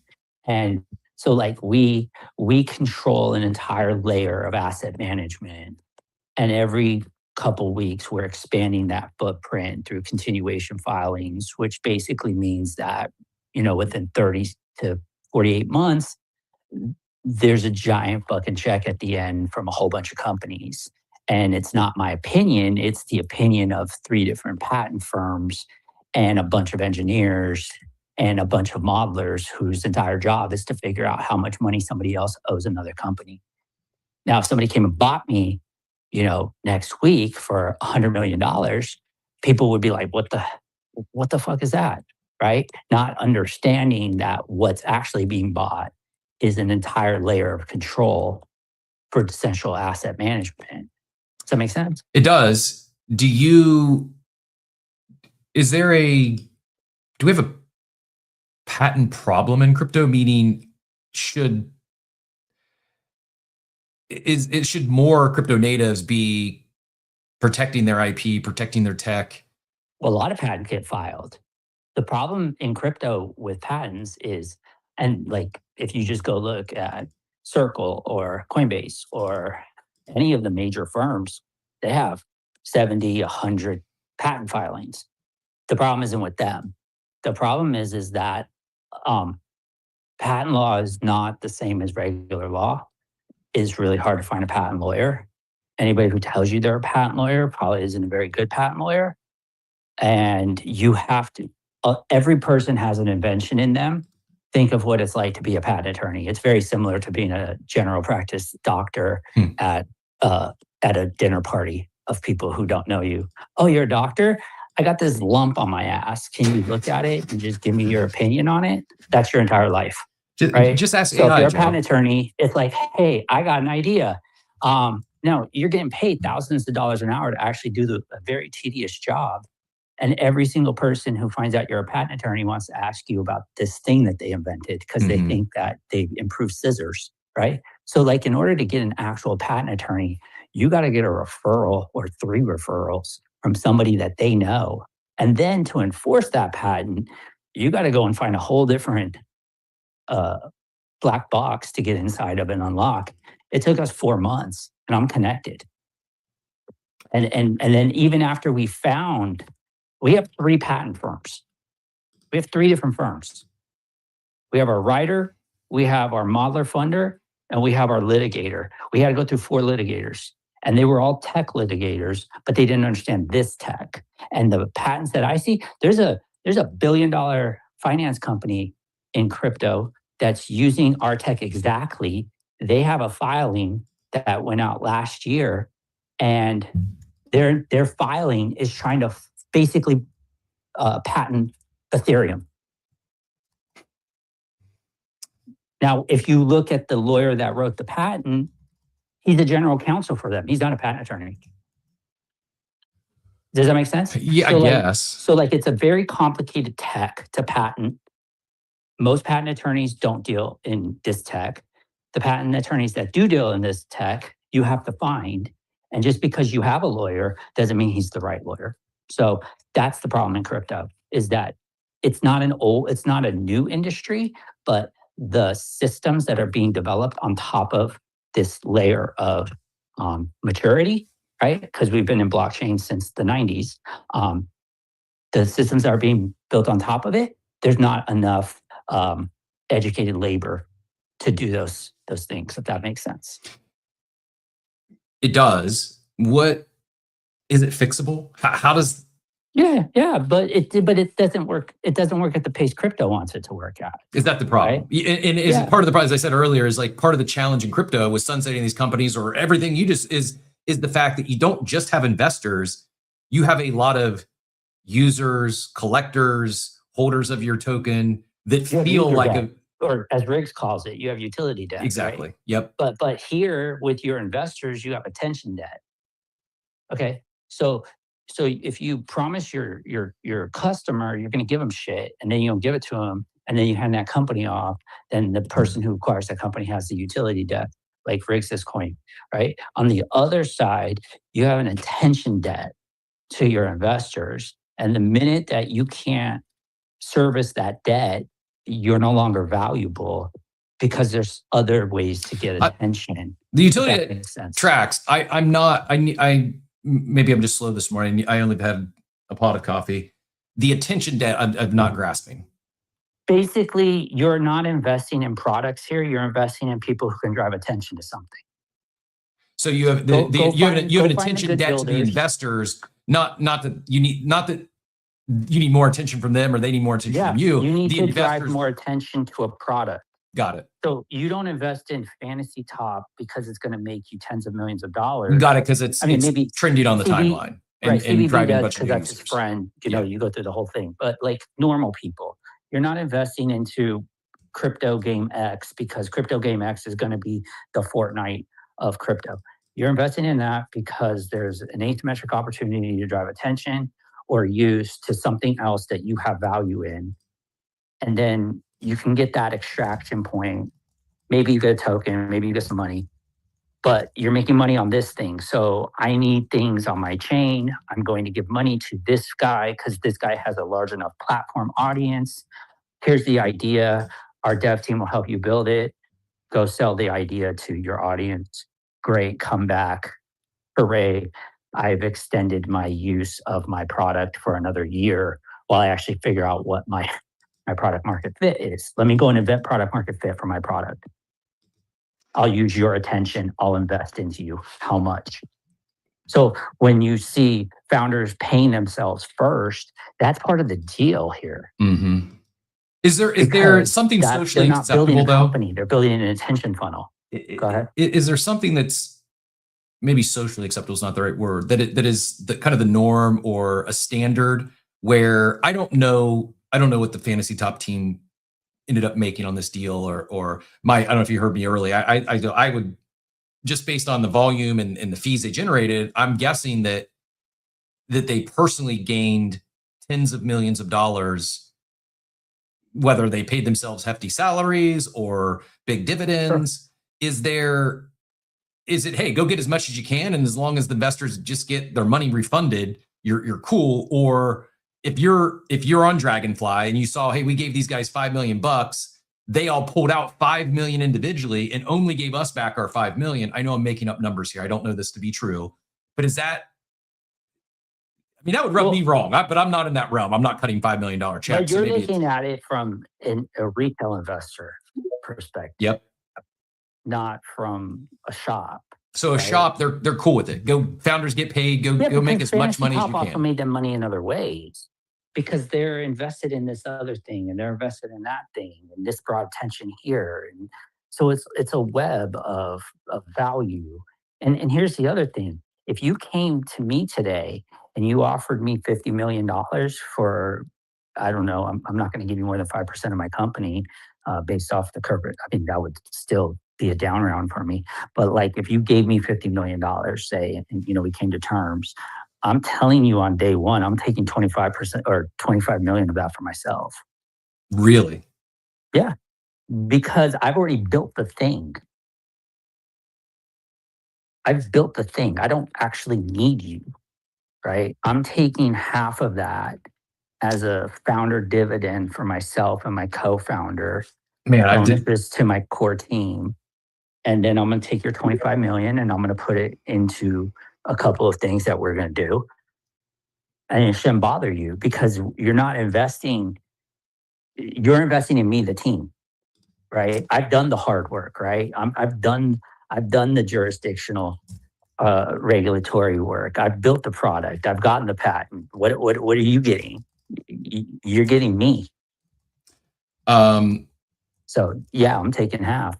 My biggest takeaway this morning is I wish I had met you and brought you on as an advisor in about 2012, maybe 2013, because I've done friends and family rounds. And my first Cap, I just got. First of all, I don't like most of the VCs right now. Like the big shops are fine, but I don't really like most of the VCs right now. Not the people, just the what's happening in the investment market. I think private money is the better route, but I mean, we raised $4.5 million and gave them 1.25% of the company, and they were happy. Yeah, I do agree. Retail investors, friends and family investors, very different outlook and expectations than family office. Very different outlook and expectation from VCs. I've not actually raised from a proper VC. My first venture was just friends and family, like small six-figure, like close to 100K. I think it was $130,000 I raised when my first venture got started from two like one of my best friends and his dad's friend, right? Like as friends and family as you can get. And then the next venture ended up merging with the family office. But before I merged with the family office and went that route, my seed round was from the venture arm of a publicly traded company, a Fortune 300. Sure. And I didn't take a dime. And so like in hindsight, I'm like, man, did I play that wrong? Like basically I should have been greedy. I should have asked for 2 or 3X and said, hey, greedy though. It's your build. Yeah.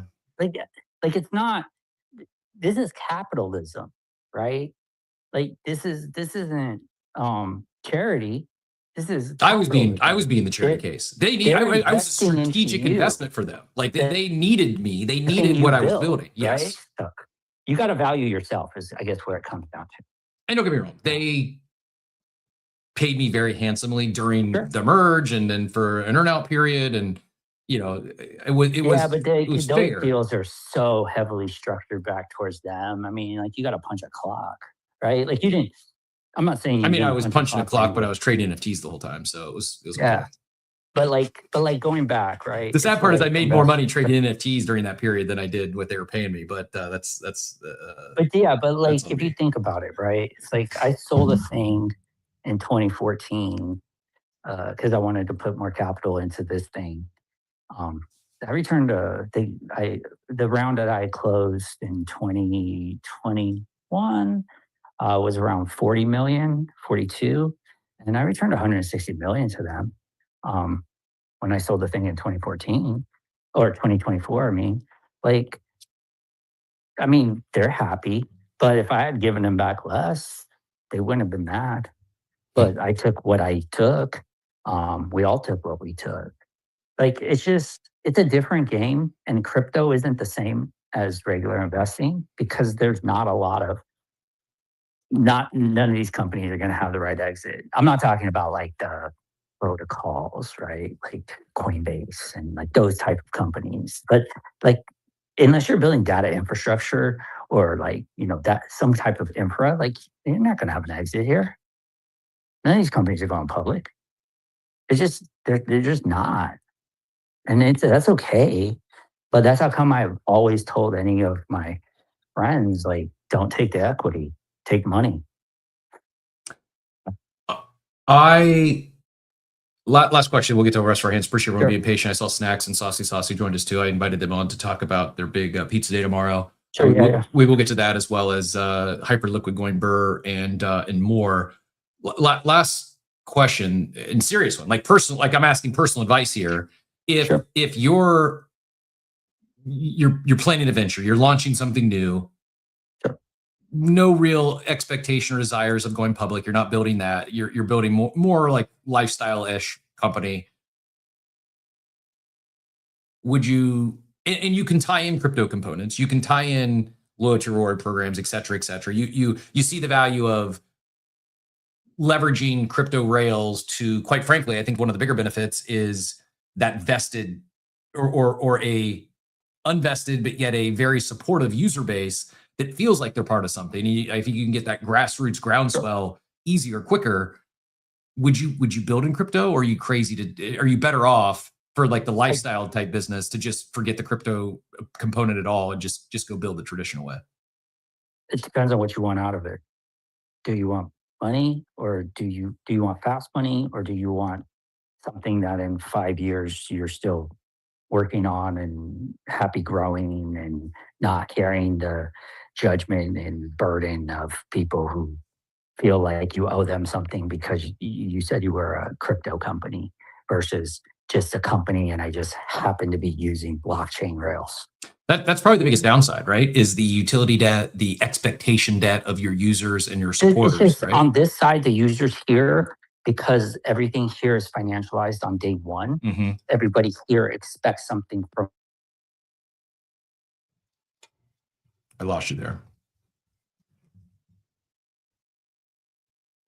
Hope I'm not Rogan. Nope, it's just Joe. Okay. So everyone lost Joe there for a second?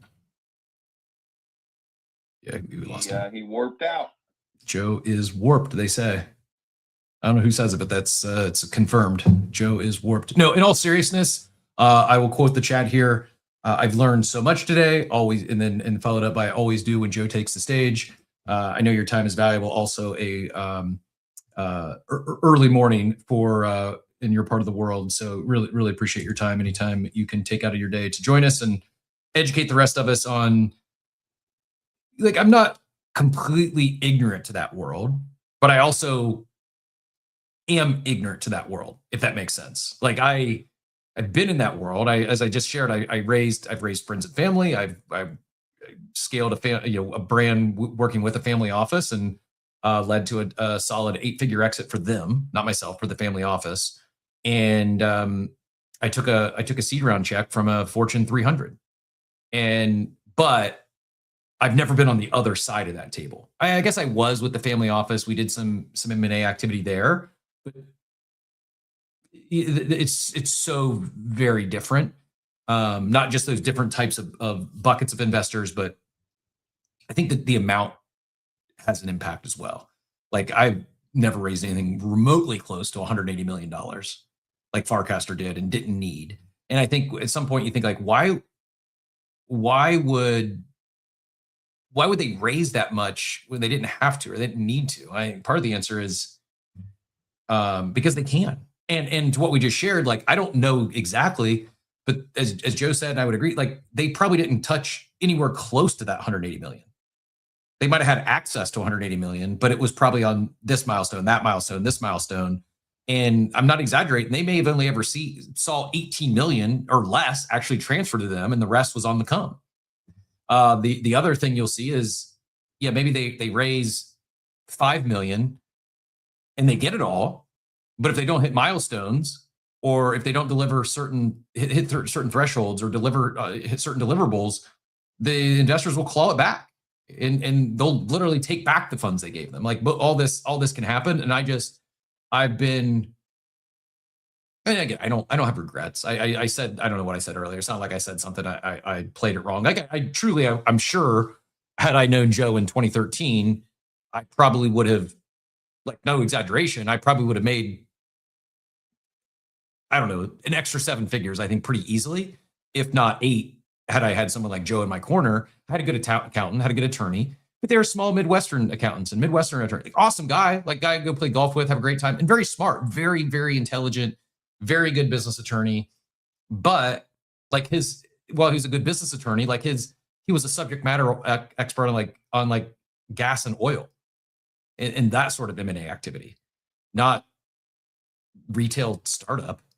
And I didn't know what I didn't know at the time. I'm far more educated today on this world than I was then. And while that company needed me, it was very much so a strategic investment for them. And it played out. Not only did they were my seed investor after I merged with the brand with the family office, they would end up, like as I said, they ended up acquiring that brand and they still operate it today.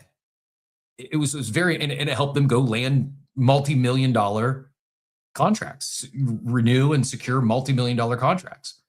And I should have been a better capitalist. I should have demanded more for my time and energy and what I was building. Were there other people that could do what I was doing at the time? There was a few. And I don't say this like, oh, look at me. I was in a world where most of my competitors, not all, but the majority of my competitors were not business builders. They weren't seasoned entrepreneurs. They had never scaled retail before. They were technical. They could fix your iPhone a hell of a lot better than I could. They could replace an iPhone screen in less than 8 minutes. You don't want me to replace your iPhone screen. They were very good technicians, but there was very few seasoned operators. And the other one that scaled and got acquired by the other company was private, but they're, for all intents, I mean, they're all not as large, but in that sector of business, arguably just as big. And while it wasn't exactly public, pretty certain that it ended up being not an 8, but a 9-figure exit for that company. They're a better capitalist. So it's maybe this is resonating with half a dozen people who are desire to build something like that. I have a feeling there's probably some more, and it really is good sage advice that it's one of those things like you don't really know till you know. And they say, oh, there's no replacement for experience. Maybe like I didn't go get an MBA. I didn't go to Harvard. I did go to one of the, we'll say a top 15 on a bad year business school in the country. And there was nothing even remotely close to teach me about this sort of stuff. It's one of those things where experience and or surrounding yourself with other people who've done the thing will help you not just learn faster, but help you avoid mistakes. And it's not even just mistakes. They'll help you optimize. I think that's what I'm looking for. They'll help you optimize better because they've been there, they've done that, and they know, they have a better understanding of what the conversations are on the other side of the table, what the motives, what's important to the team on the other side of the table. And it's easy. It's like almost laughable when I say this out loud now. But if you're talking about a company who generates, I don't know, about 12 billion a year in annual revenue, the difference between me asking for a $500,000 seed round versus a $5 million seed round, it's like a rounding error for them. Seriously. And while I didn't ask for 5 million at the time, I didn't need $5 million to build what I was building at the time. Could have built it faster maybe, but it also would have took on a lot more expectational debt, I guess, and pressure that wasn't quite necessary. Anyways, I'm going to end my rant. I see we have some other guests here. If anyone wants to get in on this conversation, give me raise your hand or give me a wave. If not, I do want to get Saucy Air in here and Snacks. I see Ilan with the hand up. Ilan, go ahead and get in here, and then I do want to get to Snacks and Saucy before we get everyone out of here today. I want to make sure we give ample coverage to all that they're building. But Ilan, go ahead.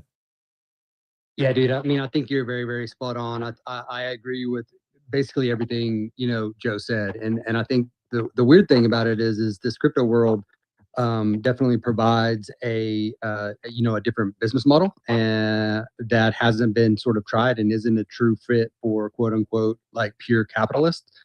And I think that to a large degree, like you said, when you come into this space, you're able to create a network, like connect with somebody like Joe, right? Like somebody that has the information that would facilitate you to do better with your decision making.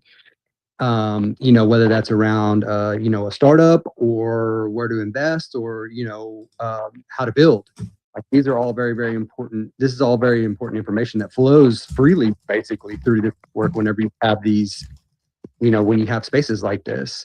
But I think, to a large degree, we're still in the very, very early stages and growing pangs of what, crypto can facilitate in terms of an actual business model and a network-based organization, which hasn't necessarily existed yet. And this is something that's just a term that I coined around these organizations where it's not just like a team, right? It's not just a team that builds something, looks for an exit, or looks for max extraction or whatever. Because that's what capitalism tells you to do, is to get the most money in the shortest amount of time and the most profit, pad margins, and return as much exponential return as you can to your investors. And that doesn't mean like, that doesn't necessarily fit perfectly with the opportunity that exists in the space. So a lot of good information, man, on this space. I appreciate you having me here. Yeah, no, appreciate your you adding to the convo. I see Von Frunten coming up here as well. We'll see if he wants to get on this one before we change the topic. And Von Frunten, if you're not familiar, Von Frunten, my copywriter, he's been slacking. I haven't got any good copy for a minute, but the one thing I am going to take from him is we may have to start a coffee with capitalism segment here in the future, Von Frunten. Coffee with capitalism or capitalism with cap? What do you think hits best? I wrote coffee with capitalism for a purpose here. Come on. Like it's coffee with captain, coffee with capitalism. It's like how you keep butchering Von Sunten and you keep saying Sun Frunten. And I'm like, no, it's wrong. So whatever your gut tells you to say, just go with the opposite, and that's going to be the right answer. What if my gut tells me his name is Rita and Rita, both 50% of the time? Which way do I go then? That's a coin flip. And to be honest, I'm right there with you because I still don't know how to say the man's name. Part of it is part of the problem is he accepts both, and he's leaned into it so much now that I don't know when he's trolling or when he's being real. I really, like, God's honest truth, I don't know what his actual name is because he accepts both forms. But in all seriousness, appreciate you joining the show. What thoughts on what this whole, whether it be fantasy top specifically or capitalism and crypto at a higher scale or higher level? Any what brought you up? Thoughts on this morning's conversation? Yeah, two quick things. I know you got a couple things you want to hit before the top of the hour here, but no, as always, Joe's meanderings get me thinking. And it was two things, and just more of just like my sharing kind of my journey through building as well. So I think the first question you had around like, hey, should I be building in crypto? Should I be not building? I mean, to be honest, like Joe's answer, like, look, it depends, right? Mm-hmm.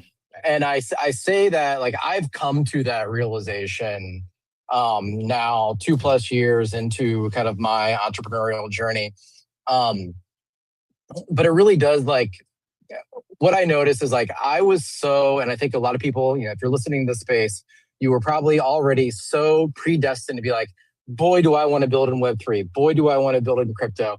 And you take the square peg and you try to find the hole that it fits into, rather than going in the opposite direction of like first principles of like, what do I want to build? Where is the problem that I'm trying to solve? What is the product that solves that? Then ask, does crypto help, hurt, or just kind of do nothing to this, right? Like, think about it that way.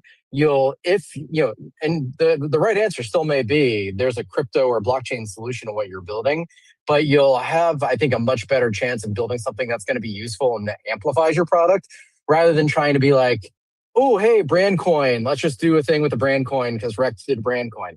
Maybe a brand coin makes sense. Maybe it doesn't. Don't start with that in mind. Start with like the problem you're trying to solve and the product that solves that, and then kind of layer on crypto to see if it makes sense. So I wholeheartedly agree. My question back to you is, I mentioned like the network effects, the grassroots support. I truly believe in all that. And yes, building, if it makes sense to build an on-chain loyalty program, if that can be better than an off-chain one, then great, do it.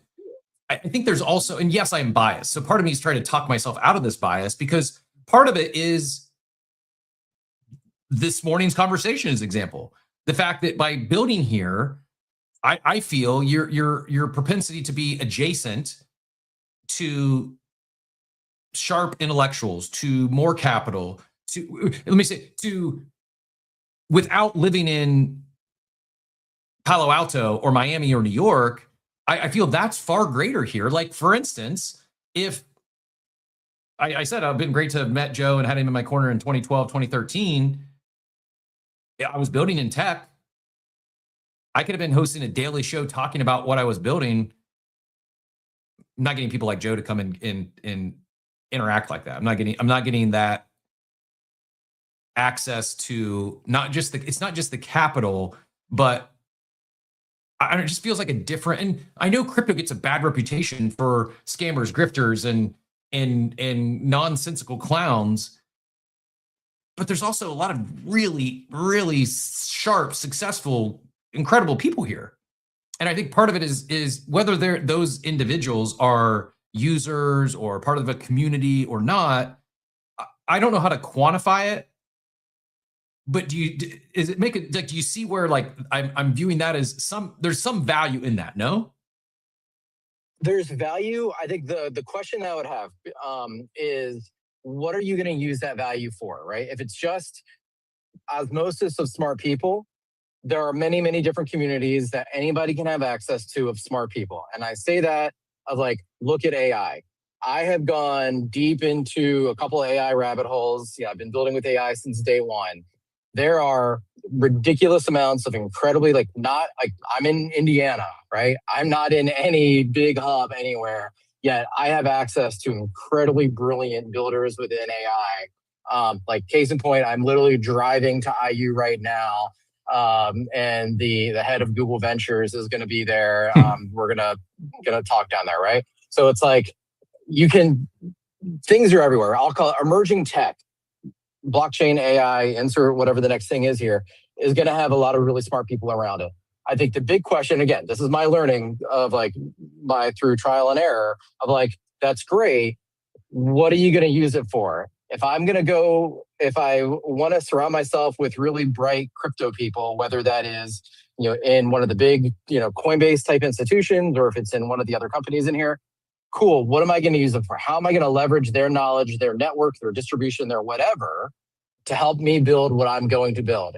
If not, look, I'm a learner for the sake of learning a lot of times. It's cool to be around them, but I don't know if you'll get the level of success or progress that you want unless you go into it very, very intentionally. So, and even in crypto, right? There are people that are brilliant at DeFi. There are other people that are brilliant at engineering, people that are brilliant at security, people that are brilliant at business models. Like, what is that thing that you want?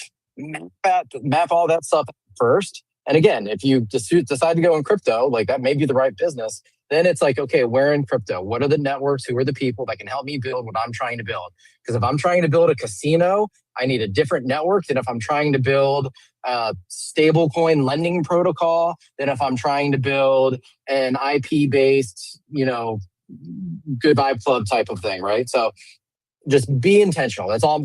My whole message is summed up into be intentional with what you're building and what you need to build, and don't be distracted by really kind of sexy things that worked for one person, because that may or may not work for you, depending if you're trying to build something similar.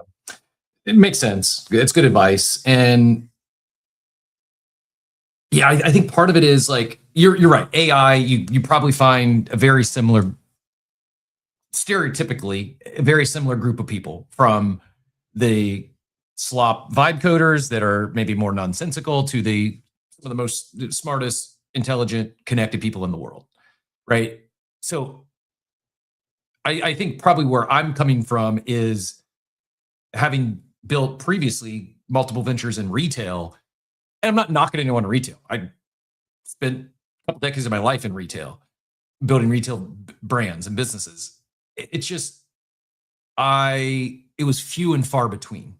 Not like my peers, fellow other entrepreneurs. And that's part of why I enjoyed franchising so much, was I had an ability to interact with like-minded entrepreneurs on a daily basis. But as an independent, it just wasn't did I interact with other competitors? Yeah, I did. And some of them to this day become some of my best friends. And some of them also very successful, very intelligent, but it's more, I guess, more of peers than people, than aspirational contacts or individuals that were, let's say, I could look up to, or were sharing knowledge and expertise with me that I might not have possessed. And I think so part of the desire to build in an industry like crypto or an industry like AI is the accessibility to those on up the social ladder, on the entrepreneur ladder, up the wealth ladder, right? I know it's possible in all these other, and there's people insanely wealthy and have built incredible businesses in retail. Don't get me wrong. The Cavellis, who is like one of the biggest owners at Ohio State, he's on the ring of fame, not the ring of fame, whatever they call it at Ohio State, ring of donors, and I think he's both the largest. Well, today he's the largest Panera Bread franchise in the country. Prior to that, he was one of, if not the largest, McDonald's franchise.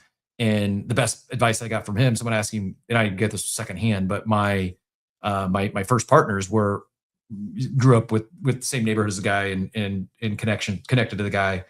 He asked, why would you get out of McDonald's, such a thriving franchise? And the simple answer, and it's dated now, but he's like, well, I realized I could stop selling, instead of selling chicken sandwiches for $5, or for 50 cents, I could sell them for $5. Now it's like, you can't buy a chicken sandwich at McDonald's for $5, but I know I'm dating myself. Anyways, it was his whole McDonald's to Panera pivot was same business, just generating a lot more revenue and a lot more profits. Von Front, go ahead and get back in here, and then we will do a little pizza doubt talk. Yep. I'll close out here. So again, I think you can find these networks anywhere, right? I think it just depends on what you want to build.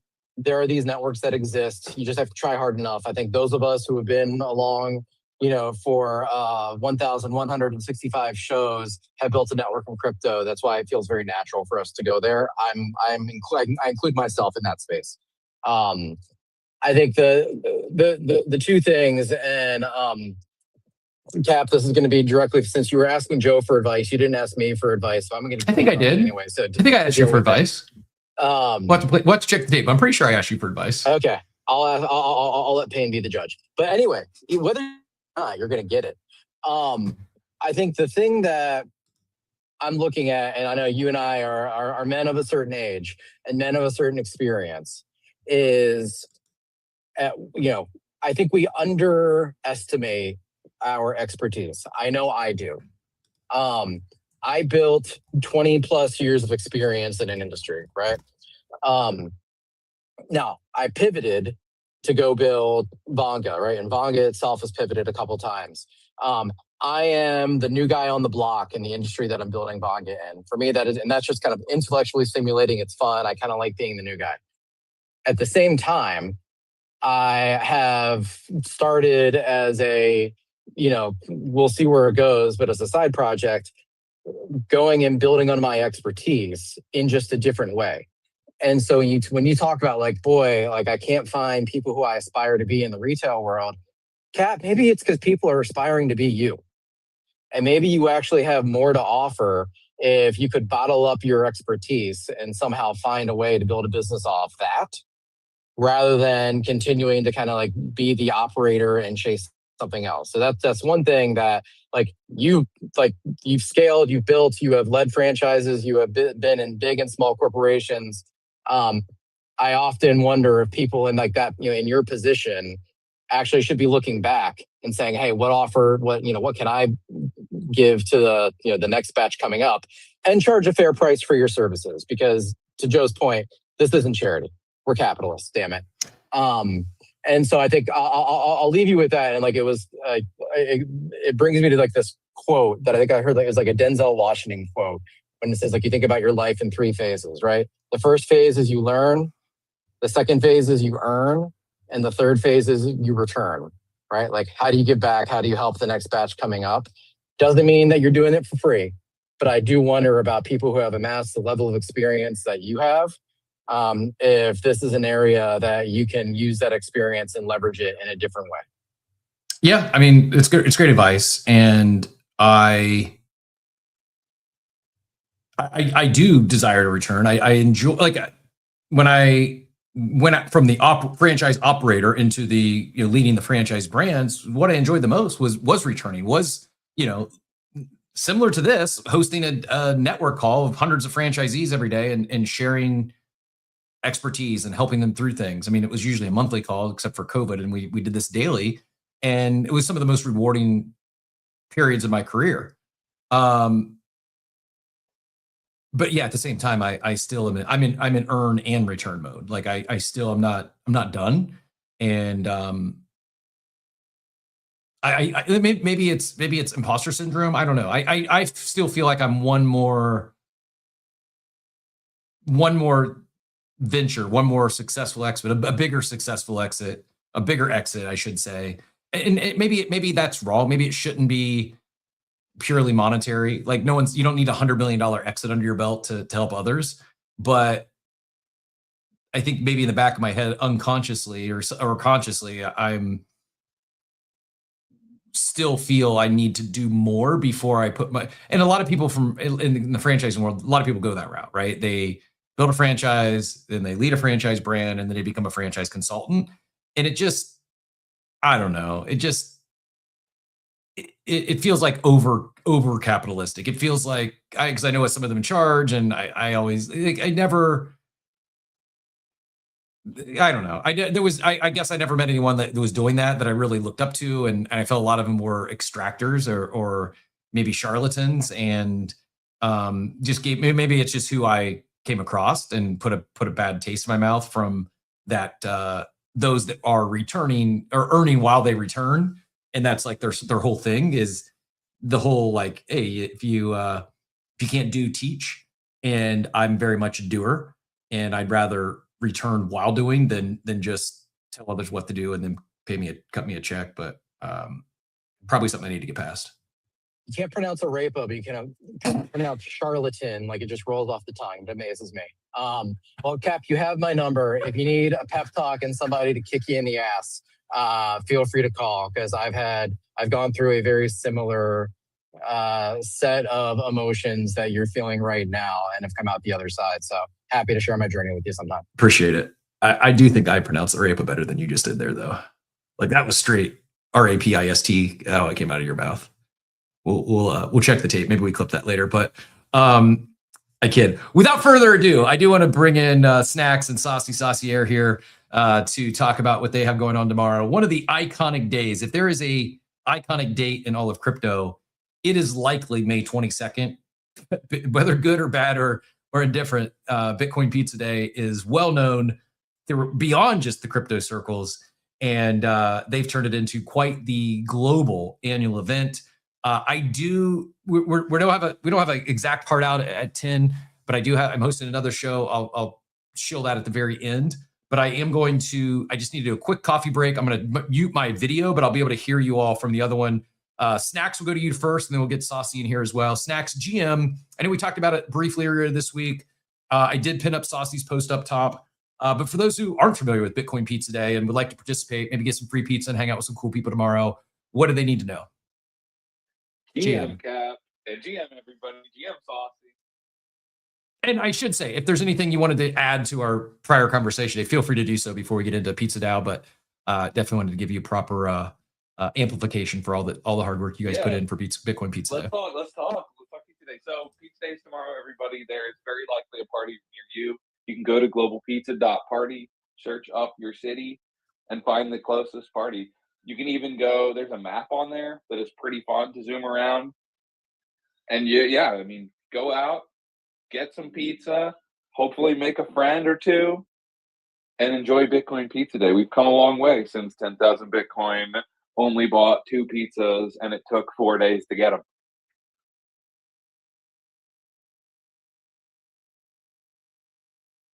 That's hilarious. I just wanted to add, since we were talking about, getting advice and help with everything that we're doing, that Pizza DAO was born out of Clubhouse. And if you remember back in the Clubhouse days, it was just like so special. Everybody was so generous with their time and with their help. Like, everybody learned together, and it really like exploded exponentially back then, which was so amazing. But that's what we came out of. And this is our 6th year. We've served over 1 million slices altogether. And we're going to be in 100 countries with 400 plus parties, just giving away free pizza for the 6th time. So I hope everybody can come out and enjoy it. It is really fun and really special. And I wish I had that 10,000 Bitcoin right now. So first of all, I did not realize that Bitcoin Pizza DAO or Pizza DAO came out of the Clubhouse. Was it 2021 then or 2020? When, I don't know if I've ever asked or am aware of when Pizza DAO became a thing. 2021, February. And I think this is what, like, this is a good example of what draws me to building in crypto. I know you can raise funds elsewhere. I know there's sharp people elsewhere.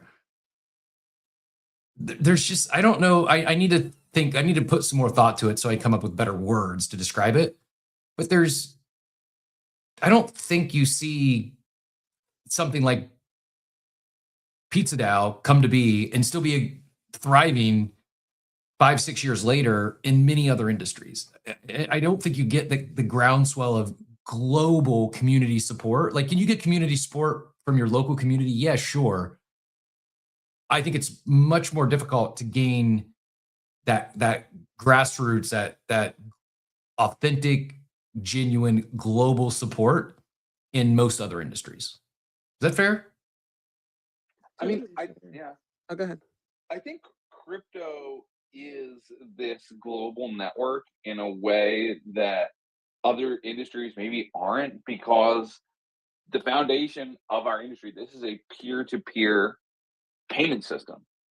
And people are layer zero, is what we always talk about at Pizza DAO. Like, even when Laszlo bought his pizza, guess what? Papa John's did not take his 10,000 Bitcoin, like, shocker.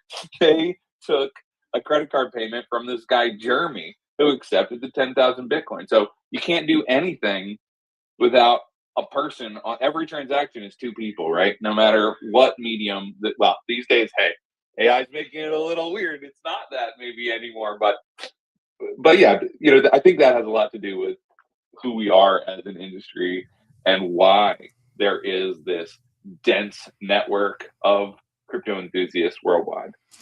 I know a lot of people talk about, you know, Laszlo's down bad. Could you imagine paying 10,000 Bitcoin for a pizza or pizzas? It's not 10,000, dude. It's actually 80,000 plus Bitcoin that Laszlo ended up spending on pizza that year. Insanity. Do you know the backstory here? I do, but what I don't know, it might be the first time I've ever heard that the person, the intermediary was Jeremy. Was that what you said his name was? Yeah, his name is Jeremy Sturdivant. We just put out a video with our friends Own the Doge. It's like, I think one of the better pieces of AI content I've ever had a hand in helping to produce. I mean, they did most of the work. I just gave a few notes on stuff we wanted, but it really tells the story in a fun way. But the story I want everybody to know here is that Laszlo, beyond being the absolute, you know, legend that bought this pizza and jump-started our industry, he also is the first guy to do GPU mining. And so our theory here at Pizza DAO is that he felt a little guilty that Satoshi told him to stop his GPU mining, and maybe that's why he decided to spend all of his GPU mined Bitcoin on pizza. Wild, just wild. Yeah, I agree with Phonics. We always talk about Laszlo, but Jeremy's the real hero here. Guy sold two crappy pizzas for many thousand Bitcoin. Do we know what's Jeremy up to nowadays? Did he then turn around and sell his thousands of Bitcoin for something else worthless in hindsight, or is he multi-billionaire? He traveled. I mean, and it's funny because we know this because pizza sats are this legendary collectible, incredible, on the Bitcoin blockchain. So yeah, that Bitcoin that Jeremy received is in the wind now. It's everywhere. Like, you can deposit Bitcoin in an exchange and then withdraw Bitcoin and then sift through it for your pizza sats, which are fragments of the legendary transaction, because they're everywhere. It's like the glitter of the blockchain. Amazing. It's like how we're related to the dinosaurs in some way, that we have genetics from pizza. Yeah, incredible. Well, I'm going to head over to the website here when I get off the show, see if I can find the closest. And by the way, that AI video he's talking about, that's pinned up top as well. Go give that a peek here after the show. But and if you're looking for, scroll in to Saucy's post is up there, 3 in from the left. or just go directly to globalpizza.party to find a party near you. Over 400 parties in over 100 countries. Pretty incredible. And not only can you go pick up some free pizza on behalf of the Pizza DAO, you are likely to meet some pretty cool, like-minded individuals as well, would be my guess. I've been to, I'm trying to think, it must have been, I don't remember the year. You guys probably know. Wasn't there a Bitcoin Pizza Day and global pizza parties that lined up with NFT NYC a few years back? There was an NFT NYC on May 22nd. Am I crazy there, or is that I don't think so, but we do massive events for NFT NYC. So I bet you've been to one of our, because we do, Pizza DAO does pizza parties all year round, all over the world. And you probably went to one of those. I would say our NFT NYC parties are some of our biggest, most popular because, hey, it's New York. I mean, the pizza is slamming. I've definitely had pizza, a free slice of pizza or two on behalf of the Pizza DAO in New York. I'm near certain it was at NFT NYC. So yeah, that must have just been a one-off pizza party. I do have a question if I could ask. How do you do this? Where is it? Is it sponsors? Is it, how have you raised funds? Like, how do you continue to provide, expecting 20,000 attendees? That's a lot of slices of pizza.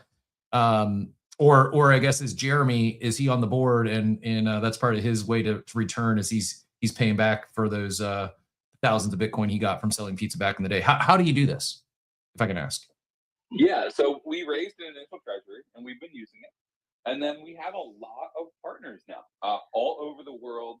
Local orgs and international orgs are supporting the pizza party. So we've worked with, I mean, almost every major name you could think of in crypto. If you go, this is crazy actually. If you go to globalpizza.party and you scroll a bit down the page, there is a section for our partners.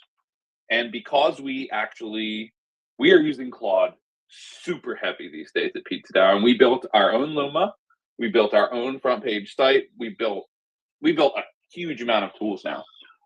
And because we did that, we're actually able to pull in every single organization that is on any Pizza Day flyer all over the world, because everyone has built their flyers within our events app. That's pretty cool. So there are 564 organizations currently 556 organizations currently listed on globalpizza.party. If you scroll down to the organization section, and you can actually click on each org and it will show you all the parties they're supporting. Wow. So this is a massive collaboration of our entire ecosystem. I'm talking almost every blockchain you could think of has somebody somewhere who is involved in this party, and many, many, many orgs, and many maybe that you have never even heard of. But, yeah. For instance, one that I was not aware existed was Her DAO from Venezuela. I will be, for research purposes only, I'll be checking this one out later. I was not aware this was a thing, but yeah, very impressive list of partners.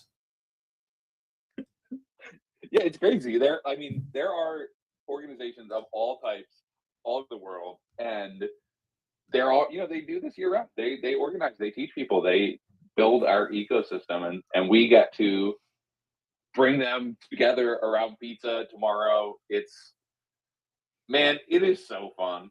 Like I feel like I'm playing Pizza Party Tycoon. I mean, living the dream, man. Living the dream. What do you do for a living? I host pizza parties across the globe. Pretty cool. It's what I want to be when I grow up. I want a dog farm, a dog ranch, and be able to host pizza parties for a living. There is, if you can't make it to a pizza party, it would be shocking if there's not one near you, or at least in driving distance. But if you can't make it out, or you don't have one close to you and you still want to support the cause, I just saw they've also got this limited drop Global Pizza Party 2026 t-shirt, worldwide delivery, supports local organizers, premium heavyweight blanks, pre-order run for Bitcoin Pizza Day 2026, designed for organizers, builders, and pizza enjoyers and internet citizens everywhere. Just $31 there. Again, globalpizza.party to get your tea. $31.41. And you know what, for listeners here, anybody who buys one of those shirts today, we'll buy you pizza tomorrow. So you basically get a shirt for $6. We'll buy you $25 of pizza. And the way this is just for Coffee with Captain listeners right now, the way that's going to work is if you go, you can check it out. Proof-of.pizza makes it really easy. Another Pizza Dow vibe coded tool. And you just upload your photo, upload your receipt, and we send you stables. Amazing.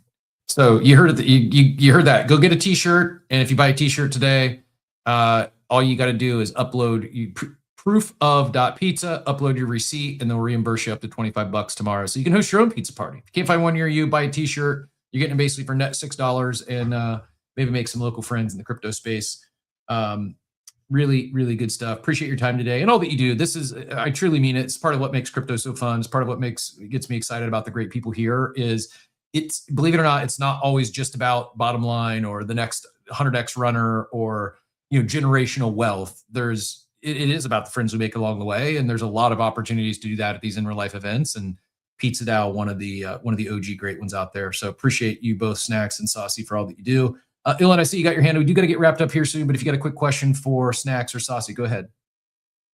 No, just gonna hat tip. Like, this is a perfect example of a network-based organization, an organization that allows people to, sort of pursue their passion and, have a fun way to interact with, other individuals, like-minded, create the network, bond over pizza, have that information share. It's all of the above. So I gotta give them massive flowers for continuing this, this initiative and to show, right, people that crypto isn't just a bunch of scammers, that we're here to, build and have fun and eat pizza. So it's super dope. Yep, for sure. I wholeheartedly agree. We'll go to Saucy and then Snacks for any final words. Saucy, anything we didn't ask today, or any final words before we get out of here?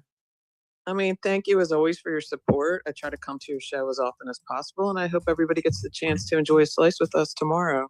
Thanks for having us. No, likewise. Appreciate your support. Thanks so much for tuning in so frequently. You as well, Snacks. Greatly appreciate it, and truly appreciate all that you do. Snacks, any final thoughts, closing words?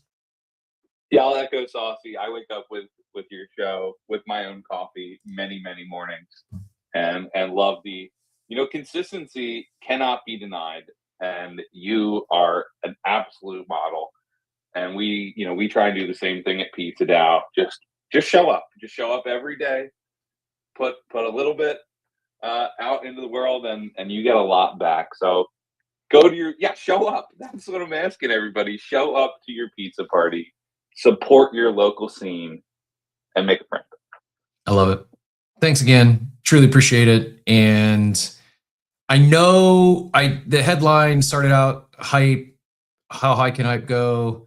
Why is it sending? And then we shifted into a lengthier fantasy top and investor entrepreneur conversation, which was really enjoyable. I appreciate everyone who added value to that, from Joey and Joe and Gary and Von Frunten and Ilan. Appreciate you all.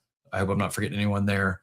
And we wrap with a nice. I don't think cherries go on pizza in any way, shape, or form, but we'll. They do on our NFT. We put a lot of random shit on that. Appreciate Snacks and Saucy for joining us and taking a little time out of their very busy week organizing all this stuff. Show them some love, show them some support. If you can get to an event or grab a T-shirt or host your own pizza party, or just get in the Discord, join the community virtually. Maybe you can do, if not this year, maybe a future year you can participate. But I do got to get out of here. You don't got to go home, but I got to shut things down. I need to run another pot of coffee and knock out a couple of things before 11 o'clock, hosting a show. Granted, it is sponsored, but I truly am excited about what they're doing. I'm a big fan of loyalty rewards programs. I'm a big fan of working on chain. I'm hosting a show with the CEO of Concordium, as well as Bandit. Many of you know Bandit, also a great Spaces host. Looking forward to hosting them today. And we'll be talking about Concordium, talking about the recent partnership with Bitcoin.com, what they're doing with AI agents. And they just recently announced a big partnership with the Danish ice hockey team. And while you may not care about the Danish national hockey team, I think if you're into loyalty rewards programs, customer loyalty, fandom, I think it's a great one. And what they're doing, I think it absolutely scales far beyond the Danish national hockey team. And I'm rooting for it because I think it's this sort of stuff that we talked previously about the Cavs and the Pistons and their loyalty rewards programs. There's not just going to be one. I think it's going to be several organizations, several brands. In this case, a whole L1 blockchain that's working to solve this. It's working to push that space forward, and they've done a great job. And I believe that we'll see as we get more and more do these sort of programs that we'll see what works, what doesn't work. We can fail faster, and not saying they're failing or the Pistons or Cavs are. It's actually working really well, but I think that is going to lead to even more and more and more adoption. So much so that the end user the fan may have no idea that it's on blockchain rails or crypto rails, but it's unlocking greater perks. It's unlocking greater visibility into fandom, rewarding those fans. And it's not the only thing they're building, but it's one of the things that certainly tugged at my heartstrings. And when our partners, our friends over at Reach brought us the opportunity, when I learned what they were doing there, got me pretty excited about what they're building. So looking forward, it'll be my first time talking with the CEO. So looking forward to looking forward to the chat and picking his brain myself. And I think you all might enjoy it as well. If you can make it, awesome. Would love to have you there. Even if you can't make it, if you want to do me a favor and head up top and hit that reminder, it's in the first comment of the pin post I shared up top. That those reminders does help with discoverability and boost the algo a little bit to maybe get some more people seeing the space here when we go live at 11. But yeah, we're going live at 11 o'clock today, and we'll get Concordium on the show at some point in the future. But as always, appreciate all the support from everyone, and it doesn't go unnoticed. I see you out there, even if you don't engage or ask any questions or come up on stage. I absolutely notice our regular Coffee with Captain fans and supporters, our Coffee with Captain family that supports when I host these other shows. Actually, in addition to Concordium today, I'm going to be hosting another Doma on Air episode tomorrow afternoon. I'll share that link tomorrow morning, but looking forward to that one. It's another team that's doing a lot of incredible stuff, and big fans. I become a bigger fan the more and more time I spend with that group. But Gary, I saw you jumped up. Did you have a quick one here for Snacks or Saucy? Yeah, I Pizza DAO, so cool that they're giving, everyone free pizza and reimbursing, people's pizza. I think, it's definitely cool to take advantage of, even if it's like just with your family.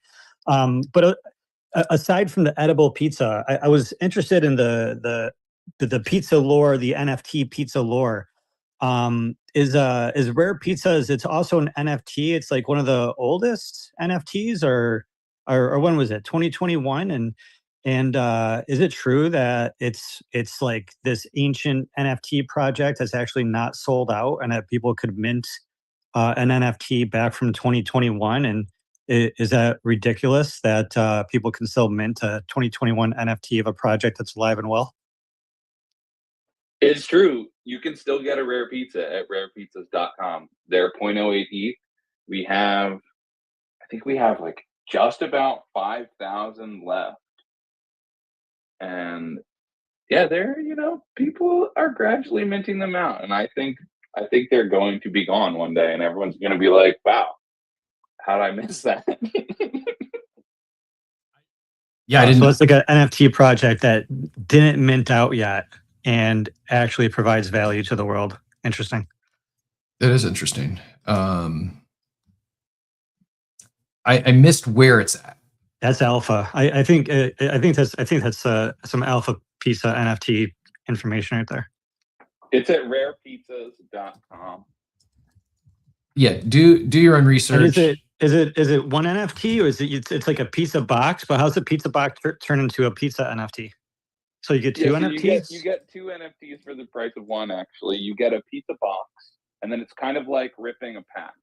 The box has a pizza inside, but you get to pick the recipe. And then our chef's a little crazy.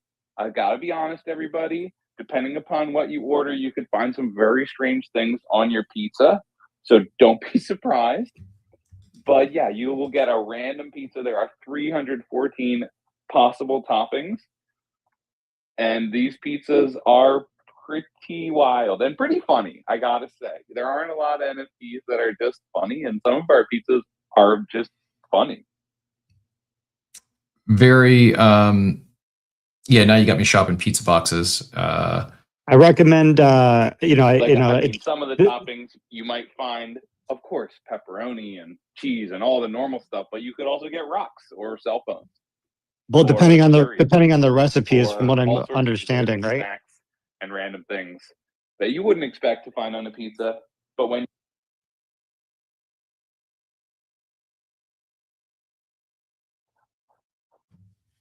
We lost you. I think I might have muted myself. But when you invite 314 artists to each make a topping, you never know what you're gonna get, and you let them cook. So That's why you should do check out the. what our chef has made in the kitchen at rarepizzas.com. That's why you should do the rare pizza. You're only guaranteed the rarest stuff with the rare recipe when you open the box.